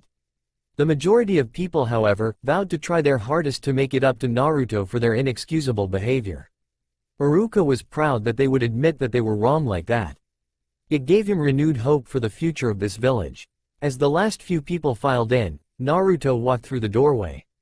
All eyes turned to him, including the jealous eyes of the Uchiha. He ignored their stares as he took a seat next to Shikamaru. The lazy Nara just looked at him, before muttering, "Troublesome," and laying his head back down. When everybody had settled, Iruka spoke to the class, "Good morning everyone. As of today, you are all officially ninja. However, you are only genin. Your journey is just beginning. The hard part starts now, everybody, so I wish you all luck." He then began to read off team listings. Team 7, consisting of Haruno Sakura, Uchiha Sasuke, and Sai. Your Junin sensei is Hitaki Kakashi. Team 8, consisting of Aburame Shino, Hyuga Hinata, and Inazuka Kiba. Your sensei will be Yuhi Kurenai. Team 9 is still in circulation, so Team 10 is Akamichi Choji, Nara Shikamaru, and Yamanaka Ino. Your sensei is Sarutobi Asuma. Naruto realized that everybody had had their name called but him and asked, "Excuse me, but why did you not call my name?" Iruka looked at his clipboard and answered, "It seems that the Hokage has decided not to place you on a team. Instead, you will be apprenticed too." Iruka paled as he read the name of Naruto's new sensei. Earlier that day, Hokage's office. Sarutobi was focused on his paperwork as he heard someone enter his office. Looking up, he saw that it was Mitarashi Anko. "What did you want, you old geezer?" she asked in her usual fashion. Sarutobi smiled and said, "Good morning, Anko-chan. I have a new mission for you." "I accept," Anko yelled proudly. Sarutobi's sweat dropped. "Don't you at least want to know what it is?" "Nope," Anko responded. "Very well," Sarutobi said with a smile as he handed Anko a file. "Everything you need to know is in there." Anko grabbed it excitedly, hoping for a super dangerous S rank, with a good pay. However, when she read the file, she dropped it and shouted, "You want me to do what?" Sarutobi chuckled and said, "Hopefully, that will teach you to accept missions without knowing what they are. Just be glad it wasn't a month's worth of D ranks." "This is worse," Anko yelled while glaring. "You want me to teach some snot-nosed brat? We'll be stuck on D ranks for at least a month. I assure you, Anko, Naruto is anything but a brat. You may have heard that he was voted in as a clan head last night." Anko looked up in surprise. "Him? The Kyuubi Jinchuriki? Alright, tell me about this kid," she said, finally sitting back down. Present. Academy. As Iruka was about to read the name of Naruto's sensei, an object came crashing through the window. The object landed, revealing a woman wearing a tan coat, orange skirt, and not much else. Her purple hair was tied up in a ponytail. "Anko Mitarashi, here to collect my student," she declared. "Which one of you midgets is Namikaze Naruto?" Anko felt a tap on her shoulder, and turned around, coming face to chest with Naruto. He towered over her by at least a foot. "Hi," he said. Getting over her surprise at his freakish height, she yelled, "All right. Follow me," and dove right back out the window, with Naruto following. The rest of the class just sweat dropped at the strange display. When Anko looked behind her to see if her student was following, she saw nothing. "Hey, guess I must have been too fast for the kid. Is that so?" Snapping her view back to in front of her, Anko saw Naruto casually hopping from branch to branch backwards while facing her. "Seems I was mistaken. Maybe Sarutobi was right about you." Naruto fell in beside Anko and the two of them continued hopping from tree to tree until they reached a large forest with a fence around it, covered in signs reading, "Warning. Stay out." Anko turned to her student and cheerfully said, "This is our training ground, number 44. Commonly referred to as the Forest of Death." They made their way into the forest a ways until they found a large clearing to stop in. "This will be where we will meet every day. Before we begin, I want to set a few things straight. First, the Hokage assures me that you are far above genin level. Therefore, think of me more as your partner than sensei. Second, we will not be wasting our time with pathetic D-rank chores. Our first mission will be a C rank, and after that all our missions will be B rank or higher. Third, don't refer to me as sensei. If there's one thing I hate, it's formality. My name is Anko, and that is what you will call me. Do you have any problems with any of this?" "No," Naruto replied. "Good. Now I'm going to test you on the skills that you will need on our missions.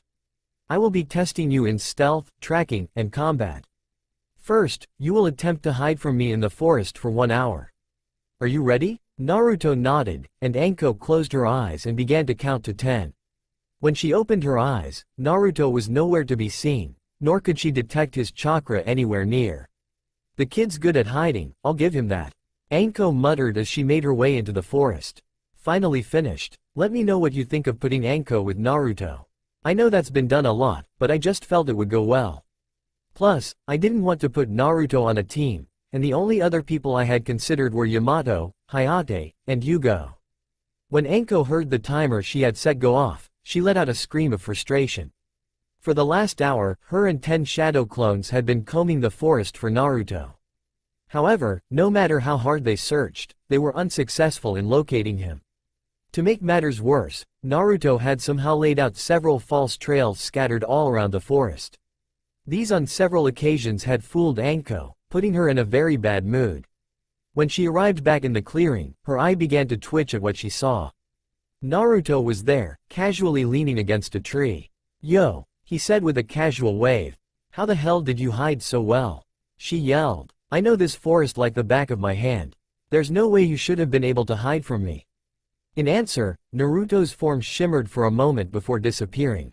A simple illusion. I just had to mask my chakra and send out some shadow clones to make those false trails, he said as he reappeared. "Wow, I'm actually impressed. Let's see how good you are at tracking, though. The goal this time will be to track me down in the forest and capture me. Once again, the time limit will be 1 hour. Ready to begin?" Naruto nodded, and Anko raced off into the forest. After giving her a 60-second head start, he closed his eyes and concentrated. Almost immediately, he was able to get a lock on Anko's chakra. With her location in mind, he raced into the forest to intercept her, keeping his chakra masked and his invisibility genjutsu activated. As he made his way into the forest, he spotted Anko about 30 feet in front of him, hopping through the trees at a steady pace. Keeping pace with her but maintaining his distance, he performed a string of hand seals and whispered the name of his jutsu. As Anko was jumping through the trees, she felt the branch she was on shudder. Could he have found me already? She wondered. I'll have to be cautious. Suddenly, the branch she was on twisted around, holding her arms to her sides and binding her legs as well. "What the hell?" she shouted. After struggling futilely to escape the tree's grasp, Anko decided that she had indeed been caught. "Alright, fine, you win," she yelled into the forest. Naruto revealed himself to be standing right next to her and with a wave of his hand, caused the branches to resume their normal form. "Was that Mokuton? I didn't know you were related to the Senju," asked Anko as she rubbed her bruised arms. Naruto shook his head and replied, "That was Mokuton, but as far as I know I'm not related to the Senju. However, one of my clansmen, Uzumaki Mito, was the wife of the Shoden." Anko looked at Naruto in surprise. "Wow, I didn't know that. That's pretty impressive. Anyway, let's get on with the third part of this test, and my personal favorite, the combat portion." And guess what? I'm not holding back. They arrived back in their clearing, and faced each other across a distance of 10 feet. "Okay, this is going to be a full-on battle, no holding back. You will be graded on how long you last against me. Start in 3, 2, 1. Anko rushed towards Naruto, hoping to end the fight early. She launched a punch at his gut, and Naruto grabbed her wrist and sent 2 kicks to her stomach, both of which connected. Anko grunted in pain. Holy shit, he kicks fucking hard. She broke his grip on her wrist and jumped back, performing hand seals. "Seneashu," she yelled, sending snakes out of her sleeves towards Naruto. As they reached him, Naruto quickly drew his sword and decapitated all of them before sheathing his sword again, all within the space of a second. Anko growled, "Try this, you little prick." She did some more hand seals before biting her thumb and slamming her hand down on the ground. "Kachiyose no jutsu." A puff of smoke appeared, revealing Anko standing next to a giant snake. "Who do you need me to crush, Anko?" the snake asked in a hissing voice. Anko pointed at Naruto and yelled, "Him. He's been pissing me off all day. Leave him alive, though, or the old man will yell at me." The snake launched itself towards Naruto, who simply raised his hand towards it. From his outstretched fingertips came a spiraling dragon of fire, which wound itself around the snake, burning its body. The dragon sank its fangs into the skull of the snake, dispelling it with a puff of smoke. Anko could only stare on with her mouth hanging open as this kid, this 14-year-old fresh out of the academy genin, destroyed one of her strongest summons without even moving. She realized she was going to have to get serious if she was going to win, which she was determined to do. "Kid," she growled, "if you know how to use that sword I would recommend using it now." "Sorry, Anko. I only use this sword when I intend to kill," Naruto replied. Anko sped towards Naruto with a savage battle cry, hoping to overwhelm him with taijutsu. However, no matter how she tried to hit him, he would either dodge or block her attacks, never striking back. They continued like this for several minutes, before Naruto said, "If you don't mind, I'm going to finish this now." As Anko sent a straight jab at Naruto's face, he reared his head back before head-butting the fist, breaking it with a sickening crunch. Anko gasped in pain and cradled her hand to her body. She attempted to punch at Naruto with her good hand, but the punch was caught, and Naruto twisted her arm painfully behind her back. Holding a kunai to her throat, he simply said, "Give." Anko nodded. "Alright, you win. God, if Kakashi finds out about this, I'll never live it down." Naruto released her arm and removed his kunai, allowing her to sit down, shoulders sagging from a mixture of relief and pain. Anko examined her broken hand a moment before shaking her head. "Damn, kid, you really messed me up. I had some other things I wanted to cover today, but those will have to wait. I need to get this hand checked out." "Nonsense," Naruto said, "I can heal you myself." Anko looked at him skeptically, but held out her hand to him nonetheless. He gently covered her hand with his, while his hand started glowing a deep, forest green color. Anko smiled at the warm sensation that spread through her body, and frowned when it left a moment later, only to be pleasantly surprised when she noticed that her hand was perfectly healed. "Awesome," Anko yelled. "I hate hospitals, so this is great. Now we can—" She was interrupted by the arrival of a regular-sized snake, who appeared in a puff of smoke on Anko's shoulder. Anko listened to the snake whisper in her ear for several minutes with a surprised look on her face, occasionally nodding. After the snake was done talking, it looked at Anko questioningly. She shrugged and said, "It's all right with me. He's already proven himself, as far as I'm concerned." The snake turned towards Naruto and hissed, "Greetings, Naruto-sama. I have come to offer you the chance to sign our summoning contract." "Kid, you shouldn't do that. Their leader, Manda, is one of Orochimaru's allies. He could be doing this to spy on you. Plus, you already know that you have full command over the Kitsune armies. You can summon thousands of capable fighters in an instant. You don't need smelly snakes." Kidani said in Naruto's mind, "I know that, but this could prove beneficial. Turning them down could be perceived as an insult, and I feel no need to make enemies with them. Besides, if I play my cards right, I might be able to rob Orochimaru of a valuable ally. I think the benefits far outweigh the risks." Kitane was forced to concede to Naruto's logic. Naruto nodded. "I will accept your offer. It is very rare for a summon to request a specific summoner." "Very well, Naruto-sama. However, after you sign the scroll, you will have to summon our leader, Manda-sama, before you can summon any other snake." "Whoa, hold on there," Anko said, alarmed. "I had to do the same thing when I started summoning snakes, but that was when I was a genin, before Orochimaru betrayed the village. If you summon Manda now, he'd most likely eat you." The snake shook its head. "I assure you, that is not the case. In fact, this invitation comes directly from Manda-sama himself." Anko looked at the snake surprisedly. "No shit? I thought Manda was allied with Orochimaru? There have been some new developments. You will have to take it up with Manda-sama himself." The snake replied. The snake summoning scroll appeared next to the snake in a puff of smoke, and Naruto rolled it open, seeing that the only names on it were Anko's and Orochimaru's. He bit his thumb, drawing blood, and wrote his name in the space above Anko's name. The then smeared more blood on each of his fingers, and put his fingerprints on the scroll next to his name. The snake nodded to Naruto, and to Anko, and disappeared along with the scroll.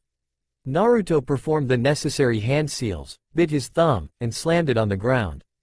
"Kachiyose no jutsu!" Naruto yelled. A huge amount of smoke appeared, revealing a gigantic purple pit viper. When the smoke cleared, the snake looked down at Naruto, and said in a loud voice, "You must be Naruto. I heard of your strength from my subordinate, who you defeated earlier. As you know, I am an ally of Orochimaru. However, I have been trying to distance myself from that man ever since I found out that he used a forbidden jutsu to bind several of my subordinates to this world, so that he could perform experiments on them. I tried to kill him for that, but he was able to slip away. The Snake Clan no longer has any affiliation with Orochimaru. We have been searching for a suitable summoner ever since. When I heard of the ease with which you defeated my subordinate, I knew you would be right. So, my offer is this. We will allow you to summon us, provided that you do everything in your power to kill Orochimaru. Naruto bowed to the giant snake and said, I want nothing more in this world than to have that bastard's head on a stake. I will gladly kill him. Manda nodded and said, excellent, feel free to summon me, should you ever need my help. With that, he vanished in another giant puff of smoke. Anko was staring with disbelief during the entire exchange. Damn, kid, just damn. You're dismissed for today, I need to tell the Hokage that you passed. Anko then disappeared in a puff of smoke. Hokage's office. The Junin whose teams had passed the tests they had been given now stood in the Hokage's office. The only three there were Kakashi, Asuma, and Kurenai. So you three are the only ones whose teams passed, huh? The Hokage commented. Kakashi, I'm surprised our team managed to pass this time. Suddenly, the door to the office opened loudly, revealing a tired-looking Anko. Namikaze Naruto passes, she said tiredly, before collapsing in a chair. Kurenai looked at her strangely. Anko, I didn't know you were getting a student. Kakashi turned to the Hokage and asked, is this why my request to have Naruto put on my team was denied? Sarutobi nodded and said, yes. I didn't want to put Naruto on a team, and you seemed best to teach Sasuke. I would have taken Naruto as an apprentice, and you know it. Hokage-sama, you know how important this was to me. Kakashi said angrily. Sarutobi turned to Anko and asked, so, what kind of test did you decide to give Naruto? I assume he managed to pass it, yes? Anko looked at the expectant faces and chuckled. Oh, you guys are gonna love this. She then told them all about the tests she had given Naruto, how he had healed her broken hand, and about his meeting with Manda. Needless to say, when Anko was done telling them what had happened, they were all gaping just as she had been. Kurenai shook her head and said, wow. That kid is amazing. He hid from you for a whole hour using a genjutsu and masking his chakra? Asuma spoke up, I'm impressed how he thought to distract you with false trails. The kid's definitely a strategist. Kakashi said, yeah, and it sounds like he was just toying with you during your fight. You say he used a jutsu without any hand seals to kill a giant snake? It takes lots of skill to be able to do that, especially with a jutsu that big. Sarutobi said, are you sure of the situation with Manda? Orochimaru could be using him to spy on the village. Anko shook her head. Even if that were true, he wouldn't be able to get any really valuable information. The benefits far outweigh the potential risks. Besides, experimenting on his summons is exactly the kind of thing Orochimaru would do. Sarutobi nodded and said, very well. I trust your judgment, Anko-chan. Anyway, that about concludes our business here. Anko, the next time you see Naruto, please tell him that you too will be getting your first mission tomorrow. A flash of light suddenly appeared in the room, putting all the Junin on guard. They relaxed, however, when they saw it was Naruto. No need to tell me, I'm already here. Okay, this has been bothering me for a while. What the hell is that technique you use? These random surprises cannot be good for my health. Sarutobi said. Naruto shrugged and replied, modified Hiraishin. But anyway, that's not why I'm here. I heard you guys talking, and I was wondering why Kakashi-san asked to have me put on his team. Modified Hiraishin? Sarutobi asked surprisedly. Naruto groaned. Yes, modified. I was trying to figure it out on my own a couple years ago, and I discovered a way to make it work without the need for seals. I've also made several variations of the Rasengan. Now can I get my question answered? Sarutobi just shook his head disbelievingly. Kakashi turned to Naruto and said, I wanted to have the opportunity to get to know you. You see, your father trained me when I was a genin. When my father died, Sensei became like a father to me. We were very close. Naruto nodded and said, I understand. Well, then we should train together sometime. I could show you some of the jutsu I invented. I would like that. Kakashi replied, giving one of his patented eye smiles. Anko jumped out of her chair and motioned for Naruto to follow her. Come on, kid. I still have some shit to talk to you about, so we might as well get something to eat. Naruto shrugged and followed her out the door. He's a bit strange, don't you think? Asked Kurenai after the two left. Indeed. After making their way through the village, Naruto and Anko stopped at a dango stand to have their conversation. So, I meant to ask these things earlier, but the whole business with Manda distracted me. I have a few questions I want to ask you. Anko said as she finished a stick of dango. Fire away, Naruto replied. Anko paused in consideration for a moment before asking, what's up with your eyes? Naruto rolled said eyes and answered, why does everybody ask that? Anyway, let's just say they're because of the Kyuubi. Next question, where did you go for the last 7 years, and how did you get so strong? I'll answer those later. Next question, earlier, when you refused to use your sword, you made it sound as if you had killed before. Have you? Many times. Anko paused at this, considering her next question carefully. Okay, well that was informative. If we're going to be taking high-level missions together, I want to have at least a general idea of your strength. How strong would you say you are? Naruto smirked. Guess, he said. Anko thought for a moment, answering, well, you took me down pretty easily, so you're at least high Junin. If I had to guess, I would say mid to high Anbu level, which I'll admit, is very impressive for someone your age.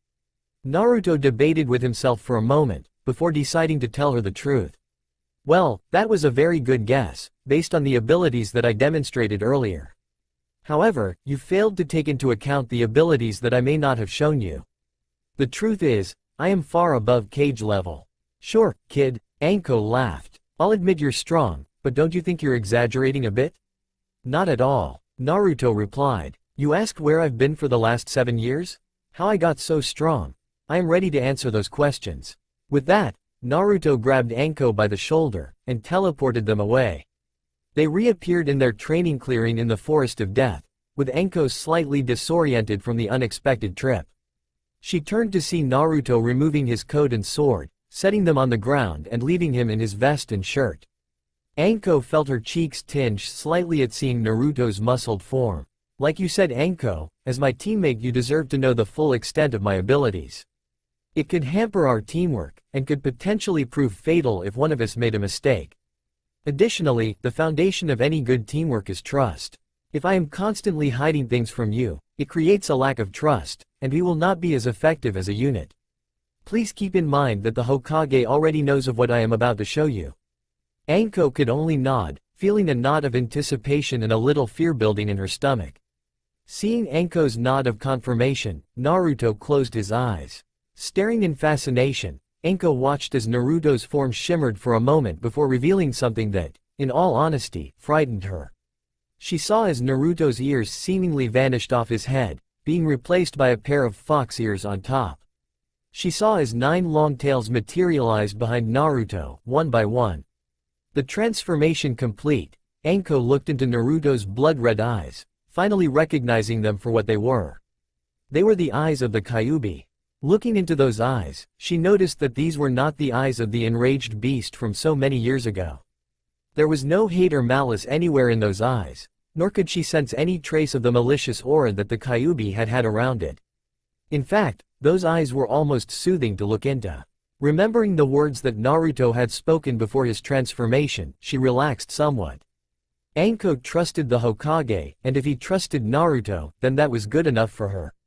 Still, of all the things she was expecting, this was not on the list. How is this possible? She stammered.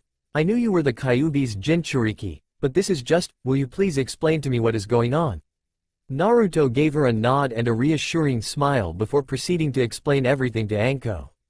He told her about the attack, waking up in his mind, learning of his parentage and the fact that he was dying, meeting the Shinigami, being given a second chance at life at the cost of his humanity, his time spent in Makai and the home he had found there, and his eventual departure to roam the elemental countries, his encounter with Jiraiya and finally his return to the village. By the end of his tale, night had fallen, and they were both lying on their backs, looking up at the stars. Wow, Anko said, to think that someone your age has gone through so much. And here the other people your age haven't even been out of the village. Naruto chuckled, their time will come soon enough. For the most part, they are still children. They do not need to rush so hurriedly into adulthood. Anko sat up and looked at Naruto. But what about you? You're the same age as them. You're still a child too. Naruto shook his head. I stopped being a child 7 years ago, Anko. I became a leader, someone that people would look up to. With the kind of power I have, I gained responsibilities that no child could handle. I chose to become what I was needed to be that night. I chose to stop being a child. And never once have I regretted that choice. They were silent for several minutes before Anko asked, Naruto? When was the first time you killed? Naruto was silent for a moment before answering. It was 2 days after I left Makai.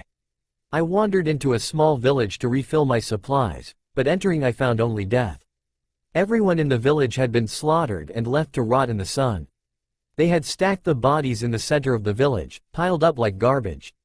They had cut the children's heads off, even the babies, and put them all on stakes around the pile of dead villagers. I tracked the scent of blood to the forest nearby.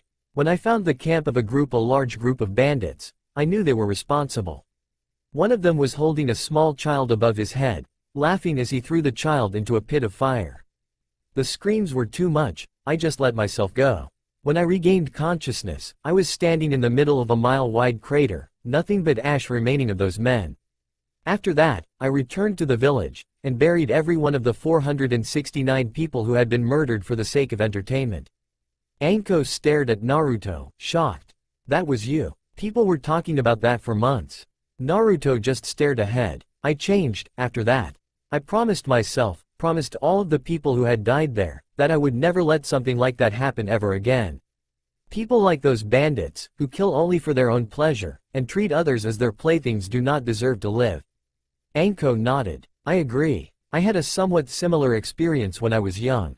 Back then, I was the strongest kunoichi to come out of the academy since Tsunade.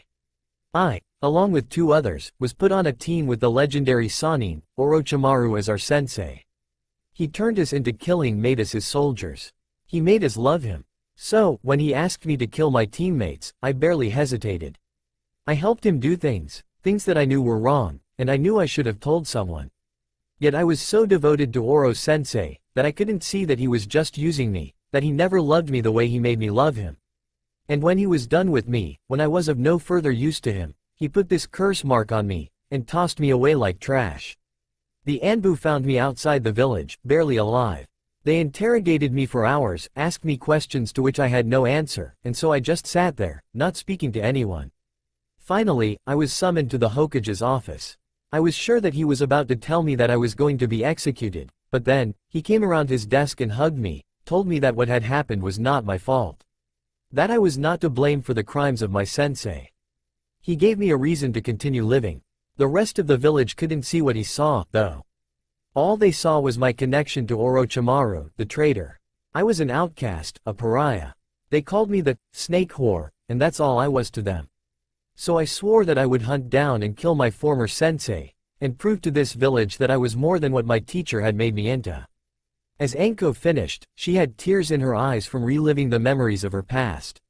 She almost jumped as she felt Naruto put a reassuring hand on her shoulder.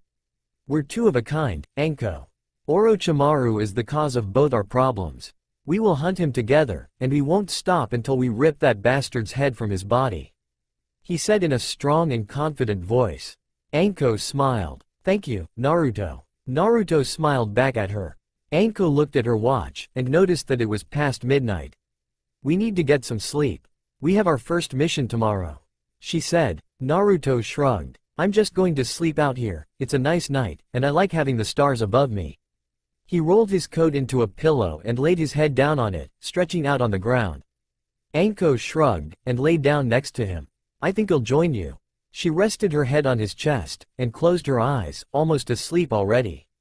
Naruto smiled. Good night, Anko. In her half-awake haze she mumbled, good night, Naruto-kun. Naruto just smiled and wrapped his tails around the 2 of them before drifting off to sleep. Finished. This chapter is shorter than average, but I felt that this would be a good place to end it. Besides, I'm starting on chapter 5 almost immediately, and I'll be a lot longer. The song for this chapter is Come Alive by Foo Fighters. Naruto woke up feeling extremely peaceful. He was laying in the middle of a beautiful clearing with the sun steaming over him, listening to the birds chirping in the early morning. By the position of the sun in the sky, Naruto guessed that it was about 7. A sudden snore drew Naruto's attention to the woman draped across his chest. Somehow, she had gotten a hold of one of Naruto's tails, and was stroking it in her sleep, producing some very pleasurable sensations for Naruto. He quickly created a cage bunshin and performed a kawarimi with it, being careful not to wake Anko. He set off into the forest, searching for something to hunt. He came back 20 minutes later with a deer slung over his shoulder. Honestly, he had no idea what a deer of all things was doing in the forest of death. Forgetting that, he proceeded to skin the deer and cut it into steaks, building a small fire pit with a doden jutsu and igniting a fire in it with a thought. He set the meat on the grill he had unsealed from a small scroll, and left a cage bunshin to watch it while he created another such fire, this time with a frying pan, and proceeded to crack several eggs he had managed to scavenge into the pan. Anko was awoken by the smell of the food cooking, and opened her eyes to see 2 Narutos each cooking over a different fire. "Breakfast?" she asked. Naruto put a finished steak on a plate he had unsealed along with some of the scrambled eggs he had cooked. Accepting the plate, Anko inhaled the scent of the food. It smelled wonderful. She dug in hungrily, finding that it tasted even better than it smelled. Despite the fact that it hadn't been seasoned other than a little salt, it was still the best steak Anko had ever had.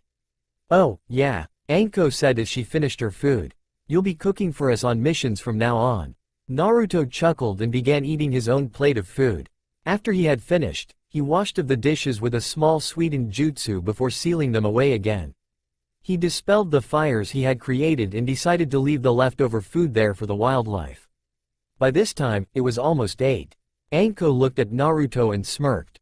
"You know, Naruto-kun, your chest is pretty comfortable. Best sleep of my life." Naruto laughed at that and said, "Please feel free to use me as a pillow whenever you see fit." Anko laughed and said, "I just might take you up on that.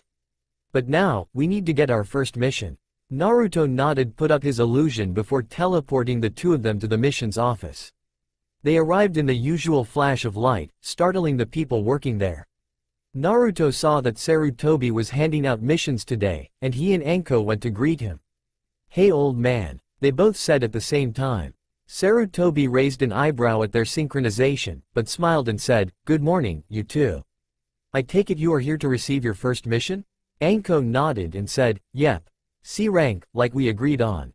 The Hokage chuckled and said, "Don't worry Anko-chan, I haven't forgotten our agreement. AC rank, as promised." He fished a scroll off of the cluttered table, handing it to Anko. "Tazuna-san, you may enter now," he called. The door opened to reveal a drunk-looking man with a bottle of sake in his hand and the smell of alcohol on his breath.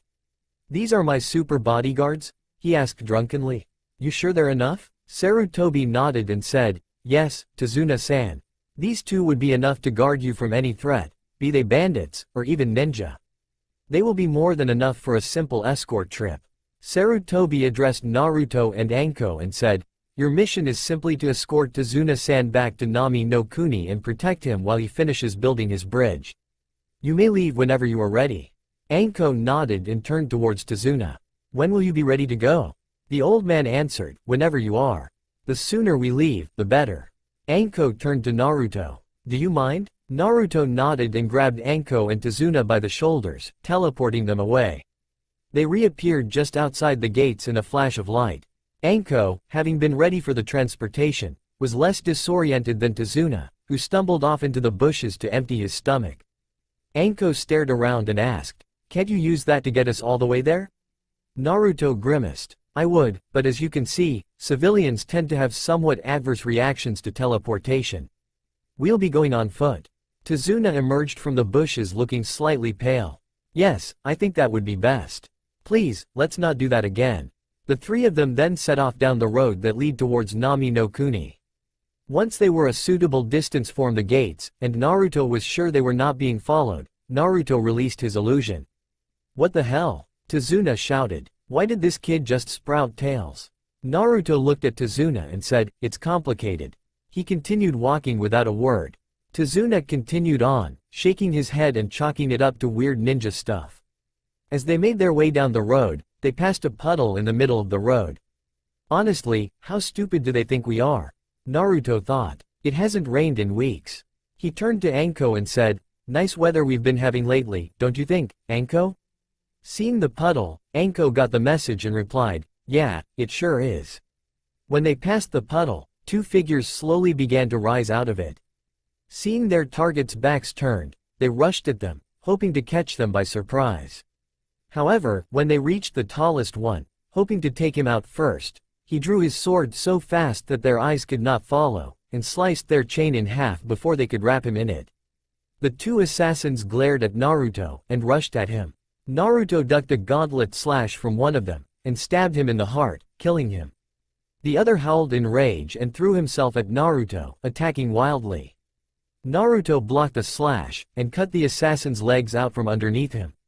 The man landed on the stumps of his former legs, causing him to scream in pain, and Naruto decapitated him, cutting his screams short. While this all happened, Anko and Tazuna looked on, Anko being impressed, Tazuna being sickened by the sounds of pain. Anko raised an eyebrow and asked, "Shouldn't you have kept one alive to interrogate?" Naruto shrugged and responded, "I know who they were, and they were probably here to assassinate Tazuna, which would mean he lied about the mission." Turning to Tazuna, he asked, "Care to explain?" Tazuna swallowed nervously and replied, "Well, you see, about a year ago, a man named Gato came to my country, and started taking control of all trade in and out of the country. Now, he controls everything, and the people are suffering. Even the daimyo can't do anything. But this bridge I'm working on would connect us to the mainland and save our country. But Gato doesn't want that. He likes being in control. You see, he may be a legitimate businessman on the surface, but his company is a front for all kinds of illegal activity. Drugs, smuggling, human trafficking, you name it. He makes an example of anyone who dares to speak against him, and the people are afraid for their lives. He's tried several times to sabotage my bridge, so I had to hire ninjas to fight the ones he sent after me. Please, will you help me in my country?"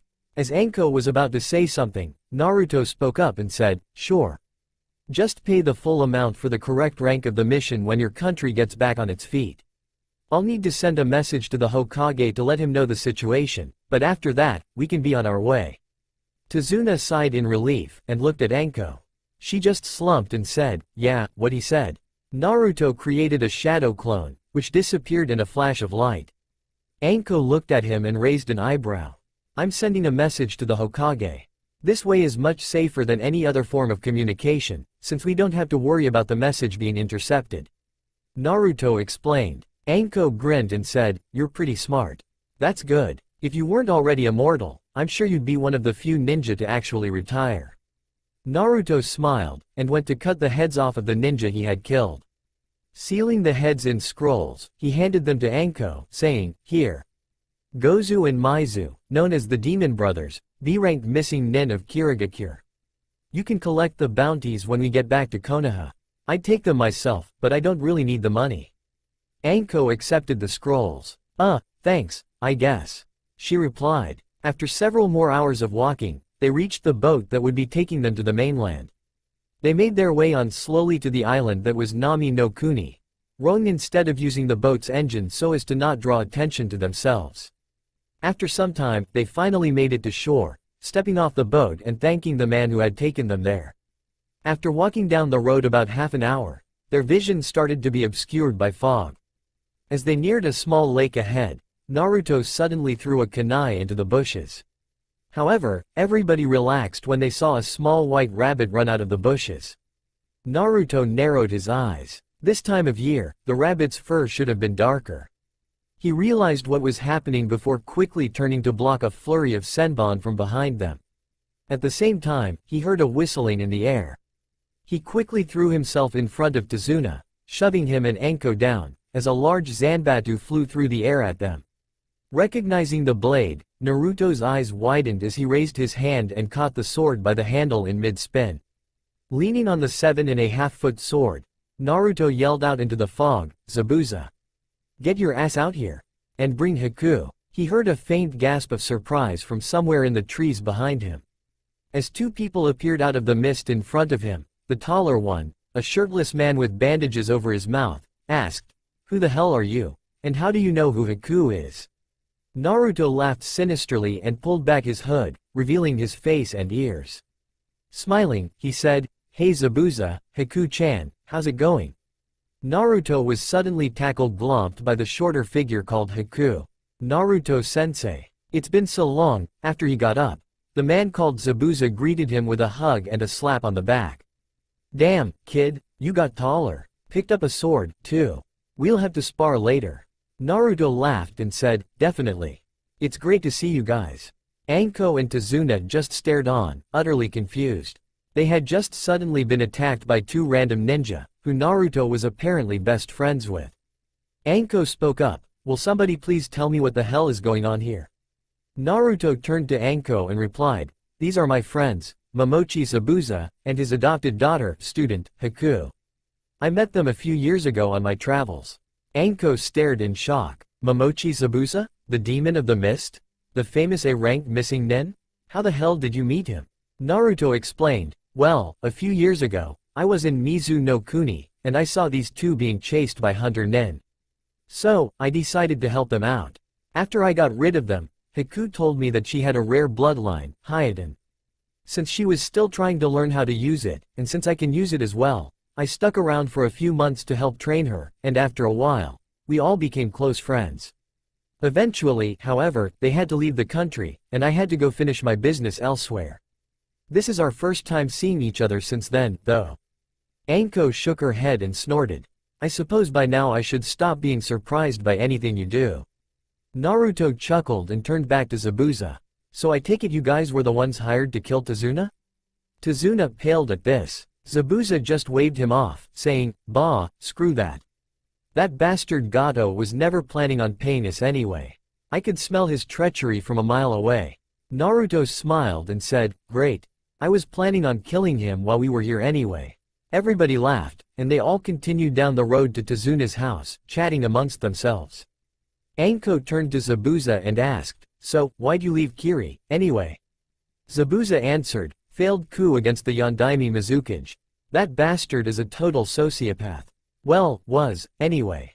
Anko quirked an eyebrow. "Was?" Zabuza chuckled. "Yeah, was, until Naruto ripped him a new one. You should have seen the kid. That poor bastard Yagura never stood a chance. Naruto didn't kill him, though.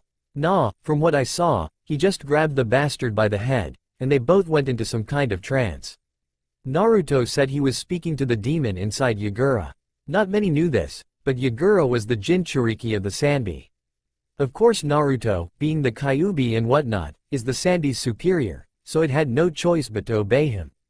He did some sort of merging, like what happened to Naruto when he fused with Kyuubi. Now Yagura is he knew Sanbi, and Naruto's subordinate. Last I heard of him, he was in Makai trying to master his new abilities and repent for his crimes against humanity. It was one hell of a thing to see. Of course, Naruto was hailed as a hero by the entire country. I think they erected a statue in his honor in Kiri. They offered him the position of Mizukage, but he turned it down, saying that he had business to take care of in other countries. Zabuza said all of this casually, as if he was talking about the weather. Anko, however, was desperately trying to process all she had learned. Seeing the flabbergasted look on her face, Naruto snorted. This seemed to snap Anko out of her daze, and she said, "I was wrong. There is so much you can do to surprise me. The hero of Mizu no Kuni is someone the whole world talks about, and nobody outside the country knows who he is. I can't believe you were offered the Mizukage position at what? Age 12? Shit." Naruto and Zabuza laughed at her reaction. Tazuna, however, had been staring at Naruto for the past several minutes with his eyes wide and his jaw hanging wide open. You're the Kyuubi?"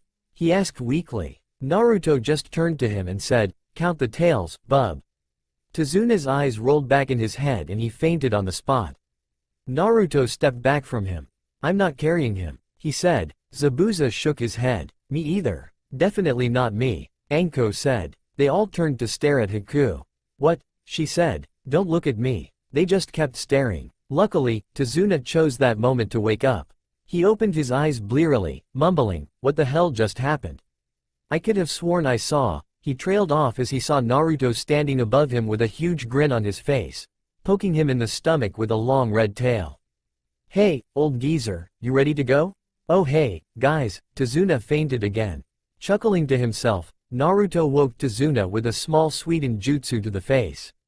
Tazuna awoke, sputtering and wide-eyed. Naruto stood in front of him and offered a hand to help him up. "Don't feel bad, Tazuna-san. That's pretty much how everybody reacts." Tazuna just nodded shakily and continued walking in the direction of his home. Elsewhere, inside a large building in the middle of a forest, a very short balding man with sunglasses was sitting at a desk, counting his money while humming a merry tune. This man's name was Gato. The reason that Gato was in such a good mood was that two ninja he had hired were about to take care of a very prominent thorn in his side. For several months, the bridge builder Tazuna and his workers had been attempting to build a bridge to the mainland, in hopes of breaking Gato's control. But Gato didn't want that, so he hired the ninja to take care of him. Yes, Gato was in a very good mood. As he finished counting the last of his money, Gato felt the room grow slightly colder. Knowing what was about to come, Gato swallowed nervously. Meeting with his new associates always made him agitated. As the lights in his office began to flicker, the room's shadows began to condense and pool in 3 spots in front of his desk. Finally, the room went dark. As the lights went out, 3 figures appeared from the shadows in front of Gato's desk. They were tall, 2 men and a woman, and their clothing seemed to be made of the shadows themselves. The only light in the room came from the eerie glow their bodies seemed to give off. The middle figure opened his mouth to speak, revealing sharp, pointed teeth. He had a dry, raspy voice, like fallen leaves rustling in the breeze. "The ones you hired were not as reliable as they seemed, Gato-san. They have not only failed in the task you set them to, but have joined forces against you. We are very disappointed in you." Gato's eyes widened. Disappointing these people was not something Gato wanted to do. "I apologize, Shimura-sama. I will hire others to Elam." Gato was cut off by a glare from the figure known as Shimura. "You have already proven your incompetence in this matter, Gato-san. We will take care of these vermin with our own warriors. Be glad we have an interest in your affairs, or we would have disposed of you already. Do not fail us again." Gato hurriedly nodded. "Yes, Shimura-sama, I swear, I will not disappoint you again. But, what will you have me do now?" Shimura answered, "Be at the bridge in 1 week. That should give you enough time to recuperate from your injuries." Gato paled. "My injuries, Shimura-sama?" he questioned. Shimura laughed, a sound that made Gato want to vomit. "You must pay the price for failure, Gato-san. Please, hold out your arm." Gato looked at him fearfully. Shimura said more forcefully, "Your arm, you pathetic sniveling coward. Hold out your arm." Gato shakily extended the appendage, and before he could even think of retracting it, a flash of silver came down and separated Gato's hand from his wrist. He fell to the ground, clutching his stump while sobbing and retching from pain. Looking at the wound, Gato saw that it was cauterized, so he wouldn't bleed out. Shimura looked down at Gato in disgust while wiping the blood off his blade. "Get up, you weakling." Gato slowly climbed to a standing position, cradling his stump and shaking in pain. "What do you wish of me, Shimura-sama?" Gato stammered. "You will not leave this building until it is time for you to go to the bridge. You will tell no one of our meeting, or how you received your injuries." Gato nodded quickly. Shimura smiled in approval. "Good, we will be watching, Gato-san." And their forms seemed to expand outward, dissolving into shadows. The lights flickered before coming back on. Gato went to his desk and sagged in his chair. Back with Naruto's group. After walking a while longer, the group of ninja came to a decent-sized 2-story house. Knocking on the front door, it opened to reveal a young woman with long dark hair. When she saw Tazuna, the woman breathed a sigh of relief and opened the door for them. "Please come in. My name is Tsunami. I'm Tazuna's daughter. Thank you so much for getting him here safely." The group of ninjas filed into the house, Tsunami's eyes widening as she saw Zabuza's giant sword. The house was small, but comfortable. They entered into a small living room with several chairs spread around the room. Once they had all taken a seat, Tsunami left to get them all tea. Anko spoke up, "So, how are we gonna kill this Gato bastard?" Naruto thought for a moment and answered, "We wait. I say we continue guarding Tazuna while he works on the bridge, and eventually Gato will have to send someone after us." Zabuza nodded. "We have no idea what Gato's next move will be. It makes sense to force him to take the initiative." Anko raised an eyebrow at Zabuza's agreement. I would have expected a more direct approach from someone known as the Demon of the Bloody Mist. Zabuza shrugged. Haku replied, a side effect of sparring with Naruto is learning to plan things out. Anko just nodded knowingly. As Tsunami arrived with their tea, she finally seemed to notice Naruto's strange features. Excuse me, Naruto, was it? May I ask why you have such animalistic features? She asked politely. Naruto was about to answer, but Tazuna interjected from his seat on a couch. He's the Kyuubi, sweetheart. Don't question it, just go with the flow. Tsunami looked at Naruto with wide eyes. He just waved and smiled.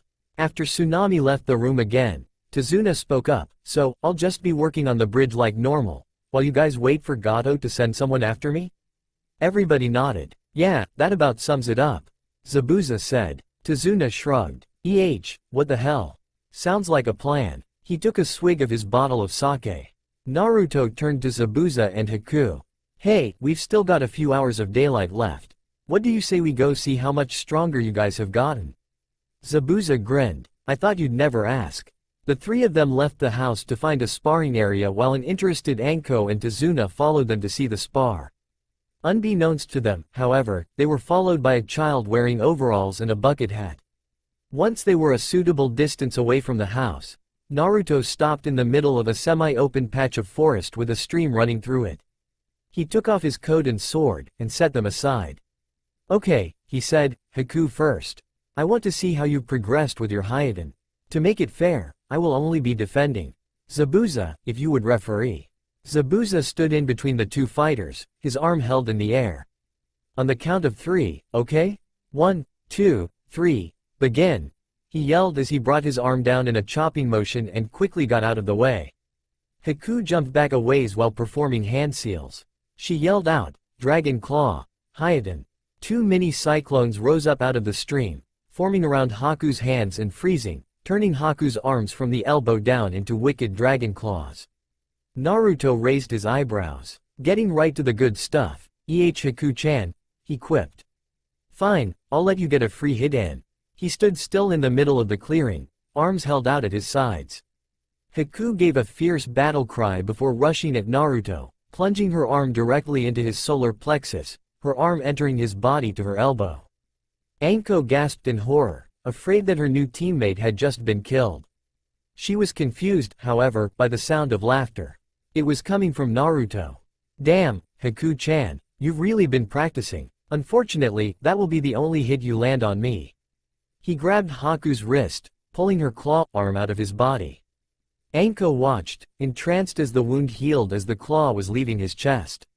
By the time the arm was all the way out, there was no mark on Naruto to indicate that he had been so much as scratched, save for a hole in his shirt, which Anko noted was beginning to close as well. Naruto, still holding Haku by the wrist, tuned and threw her away from him forcibly, ending with her drenched in the stream. Angry, she performed more hand seals, her earlier jutsu fading, and yelled out, Hyoden, Hailstorm. She lifted her arms, and dozens of small spheres of water, each about the size of a golf ball, lifted up out of the stream and froze solid. With a grunt of effort, Haku sent the icy projectiles raining down on Naruto in waves. Naruto nimbly danced in between the projectiles, a feat of dexterity and agility that Anko would not have believed possible had she not seen it herself. As the projectiles stopped coming, and Naruto stopped moving, Haku sent one last ball directly at Naruto's face. When it was about a foot from his face, it was consumed in a sudden burst of fire, leaving nothing but steam behind. Haku smirked. As Naruto had been dodging her attack, she had been performing a lengthy string of hand seals. She finished the final one, calling out, Hyoden, Demonic Tundra. A large wall of water rose out of the stream, before turning to snow and blowing towards Naruto very quickly. Naruto shielded his face from the onslaught. When he uncovered his face, the entire clearing was blanketed in snow, and there was snow falling from the sky. Naruto whistled in appreciation. Damn, you actually got that one down. Let's test it out, shall we? As Naruto attempted to move, several large spikes of ice shot towards him quickly. As he dodged them, more came after him. That was the secret of this jutsu. It forced the enemy to either hold completely still, or focus on dodging ice spikes. Whenever someone was caught in the jutsu, they would be fine as long as they didn't move. However, the slightest movement was detected in the snow. Ice spikes would soot out at the source of the disturbance. It was a jutsu of Naruto's creation, which he had left on a scroll for Haku to train with. Apparently, she had been training. In fact, all of the jutsu Haku had used so far were created by Naruto. Growing tired of the constant dodging, Naruto stopped, melting the snow around him with a swirl of fire. "That's enough for now, Haku-chan," he called out. The jutsu faded, turning the snow into water, and Haku came out from behind a tree, panting slightly. "Good, I'm starting to get low on chakra. So, how'd I do?" Naruto gave her a thumbs up. "Great, I can tell you've been working hard. Now, Zabuza's turn." Zabuza jumped forward, hopping from foot to foot in anticipation. "Alright, Naruto, grab that sword and let's rock." Naruto shook his head. "Sorry, Zabuza, I'm afraid my sword would cut right through yours. However, I do have an idea." He gathered his chakra and without hand seals, called out the name of his jutsu. Dragon Style. Kinzokuten. Naruto plunged his arms into the ground, and when he pulled them out, his arms were covered in metal, his fingers transformed into foot-long grinned wickedly. "This should just about do it." Zabuza matched Naruto's grin, and the two of them got into their own fighting stances. There was a moment of silence in the clearing, before the two rushed across the clearing at each other, meeting in the middle. Zabuza slashed upward at Naruto, hoping to split him from crotch to cranium. Naruto swept the cleaver away with one hand, while swiping at Zabuza with his other claw. He scored several cuts across Zabuza's chest, but the swordsman just shook it off. He brought his cleaver back around, sending slice after slice at Naruto, who dodged or parried all his strikes, while occasionally attacking back. After a few minutes they broke apart, studying each other intently. Zabuza smirked. "Not bad, kid. What do you say we finish this with one last attack?" Naruto nodded. "Sounds good to me." The two launched at each other once more, faster than ever. Zabuza jumped, launching himself high into the air. As he came down, he brought his cleaver above his head, intending to chop Naruto in half. Naruto braced himself for the impact, and when he met Zabuza's ferocious swing, it created a cloud of dust, obscuring the two combatants from sight. The spectators watched with bated breath to see who had come out on top, and they watched closely as the dust began to clear. After a moment, the dust was gone, revealing Naruto, holding Zabuza at bay with one hand, his other clawed hand at Zabuza's throat. The spectators cheered at the spectacular match they had witnessed, and the two fighters relaxed, shaking hands with each other. "Great match, kid. I can't believe you blocked that last attack, though. That was truly insane," Zabuza said. Naruto grinned, and the two of them began to walk back toward where the onlookers were observing the fight. They walked back to where Anko and Tazuna were waiting, and they all began to walk back to the house. At this time, darkness had long since fallen. The group was thinking it was about time to head to sleep, when they heard a high scream that cut off suddenly. An ominous orange glow could be seen off in the distance. The group rushed back to the house as fast as they all could. They emerged from the forest, with the house in sight, and what they saw shocked them. The house was in ruins, its burning wood creating an eerie glow in the nighttime air. The upper floor looked like it had been blown apart, and the parts of the house that were intact had deep scratch marks along the wood, as if made by some kind of animal. Haku hurriedly put out the fires as best she could with a sweetened jutsu, and Naruto extinguished anything left. They rushed to the ruins of the house, Tazuna shouting for his daughter and grandchild. He desperately searched the ruins of the house for any sign of his family. Suddenly, they heard a small voice from outside the house. They hurried back outside, and quickly located the source of the cries for help. Under a pile of rubble, Naruto found Tazuna's grandson Inari, curled up in ball clutching a bleeding wound in his side and barely conscious. "Inari!" Tazuna shouted worriedly. "What happened here? Where is your mother?" Inari looked at him with terrified eyes. "They took her. The monsters came and took her away." Naruto quickly placed his hands over Inari's wound, a deep gash in his side, and his hands glowed forest green. Inari was quickly healed, and fell asleep. Naruto handed him to Tazuna. Looking around, he saw strange tracks in the dirt that led off into the forest. He shouted, "Anko, come with me. Haku, Zabuza, stay behind and protect Tazuna." He and Anko rushed off into the forest, following the tracks. On done. It took forever to finish this, mostly cause I had to rewrite it after I lost the entire chapter. Anyway, updates will be more scattered from now on, but I'll try to do at least one per week. Naruto and Anko followed the tracks deep into the forest, their minds trying to piece together what could have done this. As they progressed further into the forest, they came upon several large spider webs scattered throughout the trees. Naruto's eyes widened as he heard a rustle in the trees behind them. Naruto suddenly threw himself at Anko, tackling her to the ground. They barely missed being tackled by a dark shape that launched itself out of the forest. Naruto and Anko quickly got to their feet, turning to see what had attacked them. What they saw was a gigantic spider, as big as a horse. Anko launched several kunai and shuriken at it, but they bounced off, not leaving a mark. The spider produced a sort of hissing scream, and threw itself at Anko.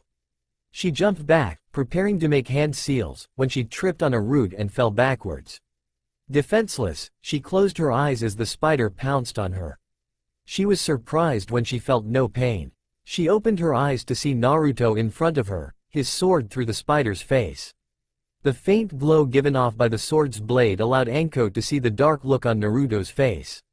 "What was that thing?" she asked. Naruto sheathed his sword and answered, "An onigumo. A spider demon. It shouldn't be here. This isn't normal." Anko stepped around the corpse of the demon and said, "We should get back to the others. There could be more of these things." Naruto nodded and he grabbed Anko's shoulder before the two of them disappeared in a flash of red light. They reappeared in front of the ruins of Tazuna's house to find Zabuza desperately trying to fight off two onigumo of the same size as the one Naruto and Anko encountered. Haku, who was guarding Tazuna and Inari, was slowly being backed into a corner by three more giant spiders that were approaching her. Naruto seethed in rage at the demons attacking his friends. He raised his hand, and the onigumo gave out simultaneous shrieks of pain.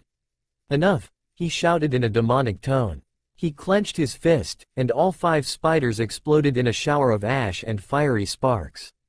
Inari, who was now awake, stared with wide eyes at the smoldering piles of ash that had once been giant spiders. Zabuza whistled appreciatively. "Damn, kid, those things sure don't stand a chance against you." Naruto glanced at the forest, and after performing several hand seals said, "Tajuka Chiyose no Jutsu." 10 large foxes, each as tall as a full-grown man, and each with 5 tails, appeared in swirls of fire. They were wearing ornate armor covered in many dents and scratches. They had seen many battles in their lifetimes. The leader, a black fox with a scar across its left eye, bowed to Naruto and spoke in a growling voice. "What do you wish of us, Naruto-sama?" Naruto addressed the group of foxes. "I need 5 of you to stay here and protect these people, and 5 of you to come with me to search for someone. A large group of onigumo is in the area, and they have taken my client's daughter." The foxes nodded and split into 2 groups. One group stayed with Zabuza and the other group went with Naruto and Anko. Naruto's group quickly headed back into the forest to follow the tracks. As they were moving through the forest, Anko asked Naruto, "So, why are there onigumo here anyway?" Naruto shrugged. "I don't know," he replied. "There are plenty of onigumo in this world, but I know that there have never been any on this island. Someone must have brought them here." Anko furrowed her brow. "Well, can't you control them? You are the lord of all demons, right?" Naruto shook his head, replying, "Onigumo have a hive mid. The regular ones are just mindless drones, all controlled by a queen. Somebody else must be in control of the queen. The question is, who?" Naruto and Anko both fell silent, returning to their search. After several hours of searching, Naruto's group had found no trace of Tsunami or the onigumo, aside from several large webs scattered throughout the forest. After a while, the tracks just stopped, along with the scent. Reluctantly, they pulled back and returned to Tazuna's house. Tazuna was standing among the ruins of his house, a mournful look on his face. Naruto walked up beside him, saying, "I'm sorry. We didn't find her, but we won't stop looking." Tazuna nodded. "It's okay. You're doing everything you can. I just wish we still had the house." Naruto thought for a moment. "I could build you another one if you want.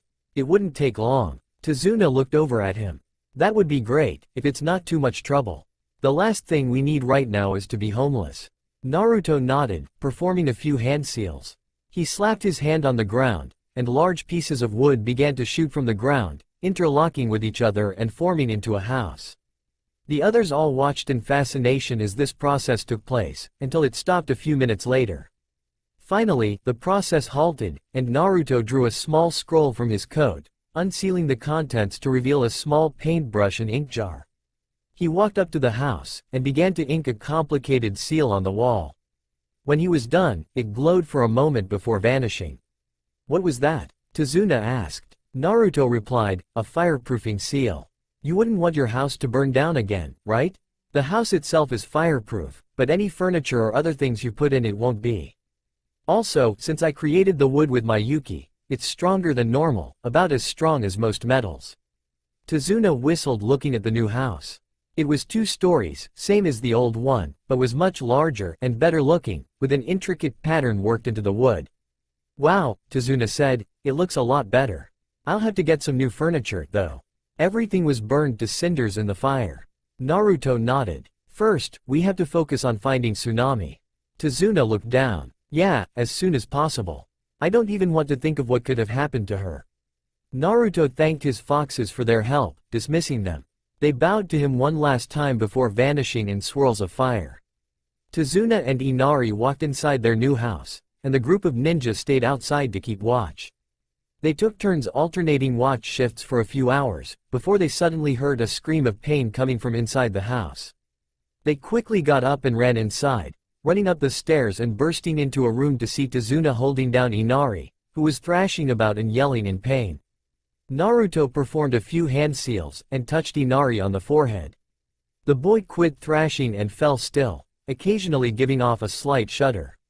Naruto lifted up the boy's shirt, and saw that the skin around the wound he had healed earlier was swollen, with a sickly yellow tinge to it. "Shit," Naruto cursed. "He's been poisoned by an Onigumo. Can you cure it?" Tazuna asked worriedly. "I can distill a cure, but I'll need venom from a queen Onigumo. If there is a true colony on this island, then we have to find it within 4 days, or there is no hope for Inari." Tazuna's eyes widened. "Will he die?" Tazuna asked. Naruto shook his head. If he had received a smaller dose of venom, he would only suffer for a few days before dying. However, a dose this size is much worse.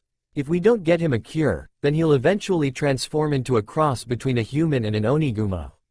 He'll go wild, attacking everybody he sees. Onigumo use these half-breeds as slave labor. The color drained from Tazuna's face. Naruto stood, and began to walk out the door. "I'm going to go search for the nest. The rest of you stay here, guard the house. You'll be needed in case the Onigumos show up." He walked out of the house, beginning into the forest, when he sensed someone running up behind him. He turned to see Anko coming up to him. "I'm going with you," she said. Naruto was silent for a moment, before nodding.